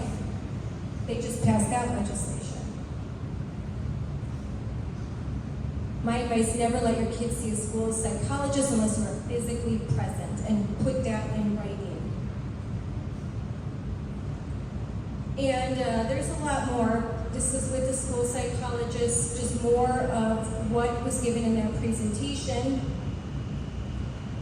This is the DPI Educational Equity Project, and this year they're bringing in Ibram Kendi with your tax dollars. Bettina Love and Robin DeAngelo. Bettina Love claims that all school choice initiatives are a product of white rage and whiteness and white supremacy, and they should all go. Ibram Kendi said the only way to be an anti-racist is to be racist. So discrimination against white people is the only way to make up for past discrimination. And Robin DeAngelo said that white babies are racist in the womb. They're born racist. They can't escape it. Your money is bringing these people in the 2023-2024 school year. And again, with town, there's a lot. The good news is that Moms for Liberty is working with a lot of local groups. We're trying to develop databases to find questionable books. We are trying to uncover professional development. We're trying to find out what the curriculum is in classrooms, and we're trying to elect new school board members. And when you have control of the school board, if there is a majority of sane people in charge, all of these policies can be revoked. There's a lot of power and influence in these local positions. Local elections matter. They're bigger than you think. Everything that I just showed you, a good school board can start to reverse all of this. And lawsuits, Wisconsin Institute for Law and Liberty. And if they're already doing this in California. So if California can do this, we certainly can. California there's been several landmark cases, and there's school districts in California that are winning school board elections and turning things around, and that's why Gavin Newsom and the Democrats are working so hard. They just passed legislation basically saying that if you don't affirm your child's gender identity, then you will lose custody of your children. And when that child gets the gender-affirming surgeries and drugs, they'll send you the bill.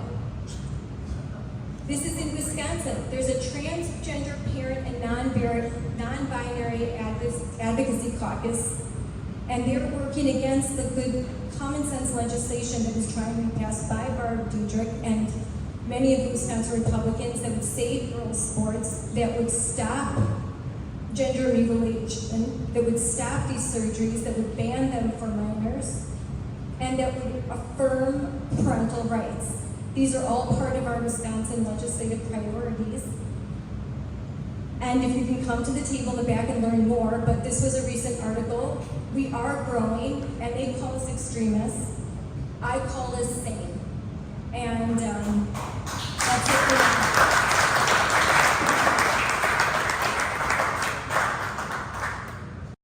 Early phase of my transition, I giggle a bit at how it felt to try out new names. I had the luxury of being able to order my coffee with a bunch of different names to try on for size. These anti-trans bills are part of an organized nationwide hate movement designed to keep me and my people in the closet and increase our suicide rates. Interfere and attempt to dictate what children can call themselves and which sports teams they can play on. Still, I use they, them pronouns. Is there an age like that where it would be inappropriate to let the child change their identity, their sex identity? I don't think that there's an age. My strong belief is that all young people have a right to self-determination. We should trust them in what they believe is right for themselves. People had talked today about trans people mutilating their bodies. I was cutting and burning myself long before I ever tried to transition. I do understand. I am a parent. My daughter is 9 years old. I don't need her to tell me as soon as something happens. That is not my job as a parent. I am a non-binary person. I use they, them pronouns. You might consider me a successful trans adult. I am helping raise a trans child. Creating humans in God's image, and there is no gender. God created man in his own image. In the image of God, he created him. Male and female, he created them.